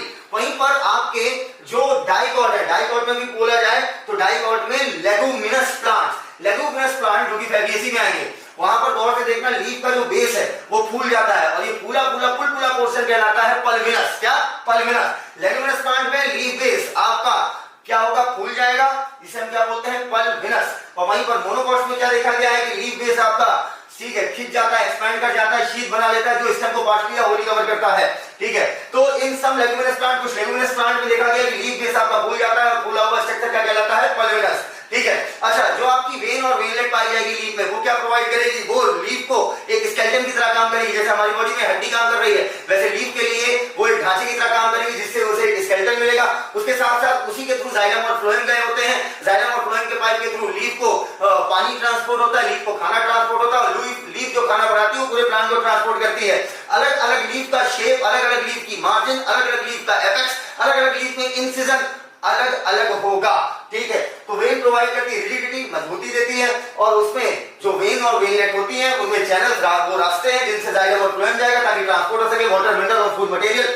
Shape, margin, apex, surface और एक्सटेंट ऑफ इंसिजन अलग अलग लीफ में अलग अलग होगा। Now next, variation. वेरिएशन क्या होता है, वेन्स और वेनलेट का अरेंजमेंट वेरिएशन कहलाता है। Arrangement of vein and veinlet, lamina में वेन और वेनलेट का अरेंजमेंट कैसा है, वो आपका वेरिएशन कहलाएगा। वेरिएशन आपके दो प्रकार के, अगर आपका ये जालीदार है अर्थात बिल्कुल रेटिकुलेटेड है, नेटवर्क लाइक है, तो ये आपका कहलाएगा आपका रेटिकुलेट, और अगर ये आपका बिल्कुल सीधा सीधा है तो ये आपका कहलाएगा पैरेलल, ठीक है। तो रेटिकुलेट में वेनलेट फॉर्म अ नेटवर्क, जैसे डाइकॉट, ठीक है, रेटिकुलेट इसमें पाई जाएगी, डाइकॉट, वहीं पर आपके पैरेलल वेरिएशन किसमें पाए जाते हैं, मोनोकॉट। मोनोकॉट जैसे आपके ग्रास हो गए, मेज हो गए, रेटिकुलेट किसमें, डाइकॉट में, मोनोकॉट में पैरेलल। नेक्स्ट, अगर हम बात करें टाइप ऑफ लीफ की, तो लीफ आपकी दो टाइप की, एक सिंपल और एक कंपाउंड। सिंपल लीफ में क्या होगा, या तो इंसिजन नहीं होगा, क्या बोला, सिंपल लीफ में इंसिजन, इंसिजन मतलब कटाव, सिंपल लीफ में कोई कटाव नहीं होगा, ठीक है। अगर कटाव होगा भी तो वो मिड रिप को टच नहीं करेगा, लेकिन जैसे ही मिड रिप को कटाव ने टच किया वो लीफ कहलाएगी आपकी सिंपल नहीं, वो कहलाएगी अब आपकी कंपाउंड लीफ, ठीक है। तो सिंपल लीफ में कटाव होगा या नहीं होगा, हो भी सकता है और नहीं भी, लेकिन सर कटाव होगा, इंसिजन होगा, लेकिन मिड रिप को टच नहीं करेगा। जैसे ही मिड रिप को टच किया आप उसी को क्या कह दोगे, कंपाउंड लीफ। चलिए अब इसे देखते हैं टाइप ऑफ लीफ में। सिंपल लीफ में लेमाइना जो होगा मतलब लीफ ब्लेड होगा वो पूरा एंटायर होगा, या अगर कटा होगा तो वो टच नहीं करेगा मिड रिप को, जैसे मैंगो हो गया, पीपल हो गई, उनकी पत्तियां। कंपाउंड में इंसिजन मिड रिप को टच करेगा, जिसमें पूरी कंप्लीट लीफ आपकी टूट जाती है छोटी छोटी लीफलेट में। अब कंपाउंड की दो प्रकार की, पिननेट लीफ है, पामनेट लीफ, ठीक है। पिननेट लीफ में क्या होगा, ढेर सारी लीफलेट यहाँ पर दिख रही है आपको, ये ढेर सारी लीफलेट इस कॉमन एक्सिस पे चिपकी हुई, और इस कॉमन एक्सिस को हम लोग बोलते हैं मिड रिप या रैचेस। क्या बोला, मिड रिप या रैचेस। अब पिननेट लीफ, पिन नीम का काढ़ा पियो, बिल्कुल पिन जैसा चुभेगा जीभ में, तो एग्जांपल पिननेट लीफ का क्या हो गया, नीम। वहीं पर पामनेट लीफ, हथेली ऐसी करो, हथेली ऐसे करो, कर लिया, इसे पेटियोल मानो और इसे ओवरऑल इसे एक एक्सेस मान लो, और ये आपकी क्या लगी हुई है, लीफ, ठीक है। इधर देखो पामनेट लीफ बिल्कुल आपके हथेली के शेप की, ये हो गई आपकी स्टेम लाइक स्ट्रक्चर, और ये हर एक पर क्या लगी हुई है आपकी लीव्स, ठीक है। अब गौर से देखना, ये सारी लीव्स आपके कॉमन पॉइंट पे जुड़ी हुई हैं, और ये जो कॉमन पॉइंट है आपका यहीं पर पाया जाएगा। आपका क्या पाया जाएगा, याद करो, लीफ के बेस पे पाए जाते हैं एक्सिलरी बड, क्लियर। वैसे ही यहां पर हर एक लीफलेट के बेस पर नहीं पाया जाएगा, इस रैचिस के बेस पर पाया जाएगा क्या, बड। तो अगर पूछा जाए बड आपकी जो आपकी कंपाउंड पिलमेटरी लीफ होती है या कंपाउंड पाल्मेटरी लीफ होती है, दोनों में क्या, किसमें, क्या हर एक लीफलेट के बेस पर पाया जाएगा, नहीं, उनकी कॉमन एक्सिस के बेस पर पाया जाएगा। Next phyllotaxy. फाइलोटैक्सी कहने का मतलब होता है लीफ का अरेंजमेंट, टैक्सी मतलब भी होता है अरेंजमेंट, टैक्सोनॉमी वर्ड से आया, फिर मतलब होता है पत्तियां। तो जो पत्तियों का अरेंजमेंट होता है उसी को हम क्या बोलते हैं, फाइलोटैक्सी। सबसे पहले अल्टरनेट। अल्टरनेट में क्या होगा, एक नोड से एक पत्ती निकलेगी, क्या बोला, एक नोड से एक पत्ती निकलेगी, ठीक है। और अगर, लेकिन इसमें भी ध्यान रखना, अगर इस नोड से निकली है, अगर इस नोड से निकली है इधर, तो अब अगली नोड से निकलेगी इस डायरेक्शन में, फिर अगली नोड से निकलेगी इस डायरेक्शन में, तो अगली नोड से निकलेगी इस डायरेक्शन में। तो एक डायरेक्शन की तरफ पत्तियां अल्टरनेट करके गई हैं, अर्थात एक छोड़कर एक, ठीक है। अर्थात अल्टरनेट में क्या होगा, सिंगल लीफ जो है आपकी वो अराइज होगी हर नोड से, लेकिन अल्टरनेट मैनर में। China rose, mustard, sunflower, CMS, ठीक याद रखना, China rose, mustard, sunflower, China rose, mustard, sunflower, alternate. Example, China rose, mustard, sunflower, China rose, mustard, sunflower. अर्थात एक नोड से एक पत्तियां अगर एक बार इधर निकली तो अगली बार इधर निकलेगी, ठीक है। अपोजिट में क्या होगा, एक नोड से दो पत्तियां निकलेगी, नाम ही बता रहा है अपोजिट, ठीक है। एक इस डायरेक्शन में, एक इस डायरेक्शन में, देखो एक लीफ इधर तो एक लीफ इधर, एक लीफ इधर तो एक लीफ इधर। Pair of leaf arises at each node, और एक दूसरे को क्या होंगी, अपोजिट। वहीं पर अल्टरनेट में एक नोड से एक पत्ती निकलेगी, ध्यान रखना, एक इधर तो दूसरी इस डायरेक्शन में, तो तीसरी इधर तो चौथी इधर। अच्छा, एग्जांपल क्या है, अपोजिट। अपोजिट का एग्जांपल हो गया कैलोट्रोपिस और गुआवा। कैलोट्रोपिस से कल्लू पढ़ो, कैलोट्रोपिस, कैलोट्रोपिस तुमने सुना होगा बेटा, एक ऐसा प्लांट जिसमें आपका कार्डियोसाइडिक इफेक्ट होता है, अर्थात आपके हार्ट को इफेक्ट करेगा, कैलोट्रोपिस, ठीक है। तो कैलोट्रोपिस से आप दूर रहोगे, अपोजिट रहोगे, ठीक है। Guava, Calotropis, guava, Calotropis, guava, Calotropis, guava, किसका एग्जांपल हो गया, अपोजिट। अपोजिट का एक एग्जांपल आप मेरी तरफ से याद रखिएगा, ऑसिमम। क्या बोला, ऑसिमम, ऑसिमम, ओ से ऑसिमम, ओ से अपोजिट, याद रखना, ओसीआई एमयूएम, अपोजिट हो गया। लास्ट है होल्ड। होल्ड का मतलब होगा घेरा बनाएंगे, ठीक है।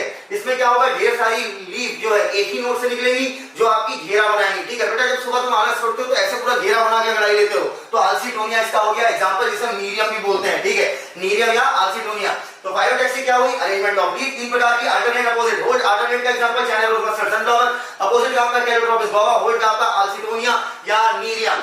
नाउ मॉडिफिकेशन ऑफ लीफ, जैसे आपकी रूट मॉडिफाई हुई थी, जैसे आपकी स्टेम मॉडिफाई हुई थी, वैसे आपकी लीफ भी मॉडिफाई होती है। जैसे आपका स्टेम में एक्सिलरी बड मॉडिफाई होकर क्या बना दिया था, टेंड्रिल, ठीक है। वैसे ही लीफ में भी आपकी लीफ आपकी खुद ही मुड़कर क्या बना देती है, टेंड्रिल, लेकिन वो कह रहा है स्टेम टेंड्रिल, जिसका एग्जांपल था जीजी, डॉलर, ग्रेप पॉइंट, और ये कह रहा है आपका लीफ टेंड्रिल। लीफ टेंड्रिल का एग्जांपल हो गया पी। काम दोनों का सेम है, क्लाइंबिंग, ठीक है, अर्थात चढ़ते चले जाना, क्योंकि इनकी मेन स्टेम क्या होती है, काफी वी। याद रखना, स्टेम टेंड्रिल अलग चीज है, लीफ टेंड्रिल अलग चीज है। स्टेम टेंड्रिल का एग्जांपल है जीजी, गॉल, ग्रे पॉइंट, वहीं पर लीफ टेंड्रिल का एग्जांपल क्या हो गया, पी। अच्छा, उसके साथ साथ आपकी यहां पर क्या हुआ है, गौर से देखना, यहां पर लीफ आपकी घूमकर क्या बना दी है, स्पाइन्स बना दी है, और ये पाए जाएंगे आपके कैक्टस में, ठीक है। लीफ आपकी स्पाइन बना सकती है डिफेंस के लिए, अपनी प्रोटेक्शन के लिए। अच्छा, ओनियन और गार्लिक, ठीक है, इनमें ओनियन और गार्लिक, आप खाते हैं ओनियन गार्लिक, ओनियन गार्लिक का आप जो पोर्शन खाते हैं उसी में फूड स्टोर होता है, ठीक है। जैसे आपका रूट फूड स्टोर करती है, स्टेम फूड स्टोर करती है, कुछ प्लांट की लीफ भी फूड स्टोर करती है। ओनियन और गार्लिक की जो फ्लैशी लीव्स हैं ये आपकी क्या करती हैं, फूड स्टोर करती है। नेक्स्ट, यहां पर एक केस ऑस्ट्रेलियन एकेशिया का, इंपॉर्टेंट है, सवाल यहां से पूछा जाता है। ऑस्ट्रेलियन एकेशिया का केस देखना, इनमें क्या होती है, देखो साफ साफ दिखाया है कि लीफ क्या है, काफी स्मॉल होती है और शॉर्ट लिव्ड होती है, अर्थात इनकी एज काफी कम होती है, टूट के खुद गिर जाती है। तो अब इनमें क्या हुआ है, ऑस्ट्रेलियन एकेशिया में जो इनकी लीफ का जो पेटियोल होता है, पेटियोल आपका एक्सपैंड कर जाता है, पेटियोल एक्सपैंड कर जाता है, ये दिख रहा है पेटियोल साफ साफ, पेटियोल आपका एक्सपैंड हो जाता है, और एक्सपैंड करके ये ग्रीन होता है और परफॉर्म करने लगता है फोटोसिंथेसिस। तो बेटा लीफ ब्लेड का काम था फोटोसिंथेसिस का, था ना मेनली, यहाँ पर पेटियोल एक्सपैंड करके लीफ ब्लेड का फंक्शन परफॉर्म करने लगा।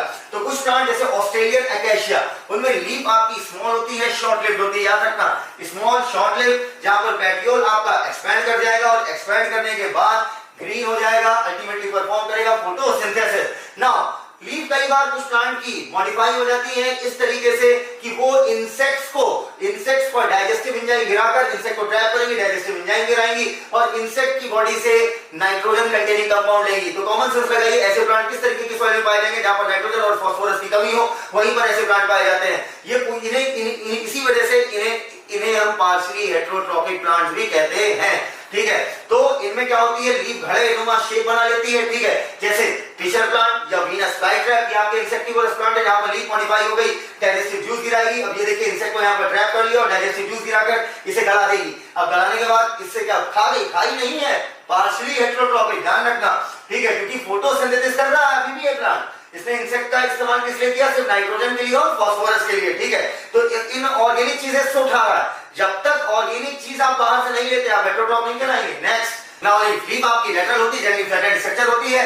नोड पाई जाएगी, नोड है तो इंटरनोड भी होगी। लीफ के बेस पर क्या पाई जाएगी? आपकी एक्सिलरी बड, जो आपकी भविष्य में ब्रांच बना सकती है, टेंडल बना सकती है और आपका थॉर्न भी बना सकती है। अच्छा, अगर हम बात करें लीफ की, लीफ आपकी बनती है शूट एपिकल मेरिस्टेम से, एक्टोपिडल ऑर्डर दिखाती है। लीफ आपकी मोस्ट इंपोर्टेंट वेजिटेटिव ऑर्गन है फोटोसिंथेसिस के लिए। लीफ के तीन मेन पार्ट है, leaf base system, leaf blade भी, लीफ बेस, पेटियोल और लेवाइना। लेवाइना को हम लोग लीफ ब्लेड भी बोलते हैं। लीफ के बेस पर के बगल पाई जाती है स्टिप्यूल्स। स्टिप्यूल जो आपके दो संख्या में होंगे, सभी में नहीं पाए जाएंगे और आपके लैटरली लगे होते हैं। अच्छा, अगर हम बात करें पेटियोल की मदद से आपकी लीफ फ्लटर करती है, जिसकी वजह से इसमें कूलिंग इफेक्ट आता है। आपके जो पेटियोल्स होते हैं ये आपके वो लीफ को होल्ड करते हैं, लीफ ब्लेड को होल्ड करते हैं और ताकि इस पर सनलाइट प्रॉपर्ली पड़ सके। आपके मोनोकॉट्स के केस में क्या देखा गया है? आपका जो लीफ बेस होता है वो शीट बना लेता है, वहीं पर आपके लेग्यूमिनस प्लांट, कुछ लेग्यूमिनस प्लांट, सभी नहीं, कुछ लेग्यूमिनस प्लांट में लीफ का बेस फूल जाता है और फूल के क्या कहलाता है?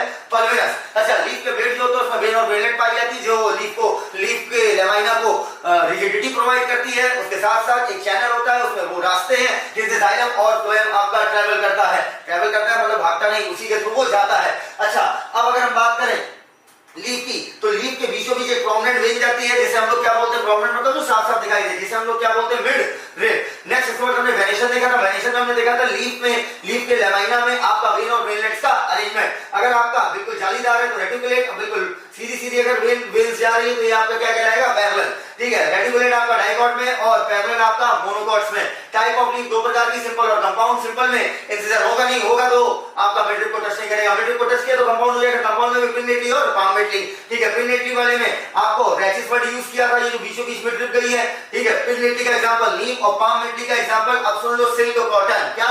सिल्क कॉटन हो गया। फाइलोटैक्सी अरेंजमेंट ऑफ लीफ का अरेंजमेंट कैसा है? ये कहलाता है फाइलोटैक्सी देखी जाए तो लीफ तीन तरीके से अरेंज होती है, अल्टरनेट, अपोजिट और होल्ड। अल्टरनेट का example China rose mustard, sunflower. Opposite का एग्जांपल कैलोट्रोपिस गुआवा, होल्ड का एग्जांपल आल्सिटोनिया। अल्टरनेट की बात करें तो एक सिंगल नोड से एक लीफ निकलेगी। ठीक है, अगले से भी एक ही निकलेगी लेकिन डायरेक्शन दूसरी होगी। और अपोजिट में एक नोड से दो लीफ निकलेगी, अपोजिट डायरेक्शन होगी। कैलोट्रोपिस गुआवा इसका एग्जांपल हो गया। होल्ड में एक से ज्यादा लीफ निकलेगी, एक से ज्यादा कहने का मतलब दो से ज्यादा। फाइलोटैक्सी की बात करें तो फाइलोटैक्सी का मतलब हो गया arrangement of leaf on the stem. तीन तरीके की, अल्टरनेट, अपोजिट, होल्ड। अल्टरनेट में एक नोड से एक लीफ, अपोजिट में एक नोड से दो लीफ और होल्ड में एक नोड से दो से ज्यादा लीफ। अल्टरनेट का एग्जांपल था China rose mustard, sunflower. Opposite का कैलोट्रोपिस गुआवा और ऑसिमम। होल्ड का एग्जांपल हो गया आपका एल्स्टोनिया या नीरियम। अच्छा, इसके बाद अगर हम बात करें आगे मॉडिफिकेशन ऑफ लीफ में, तो लीफ आपकी पी की मॉडिफाई हो गई थी, वो टेंडल बनाई थी, कैक्टस में थॉर्न बनाई थी और ओनियन गार्लिक में फूड स्टोर है। ऑस्ट्रेलियन एकेशिया में लीफ आपकी शॉर्ट लिव्ड होती है और स्मॉल होती है। पेटियोल एक्सपैंड होकर ग्रीन हो जाते हैं, अल्टीमेटली फोटोसिंथेसिस करने लगते हैं। नेक्स्ट, इंसेक्टिवोरस प्लांट जो होते हैं वो ऐसे सॉइल में पाए जाते हैं जहां पर नाइट्रोजन फास्फोरस की कमी होती है। इस वजह से वो इंसेक्ट को क्या करते हैं? इंसेक्ट को पकड़ते हैं, उनको डाइजेस्टिव एंजाइम गिराते हैं, अल्टीमेटली उससे नाइट्रोजन और फास्फोरस वाले कंपाउंड्स लेते हैं।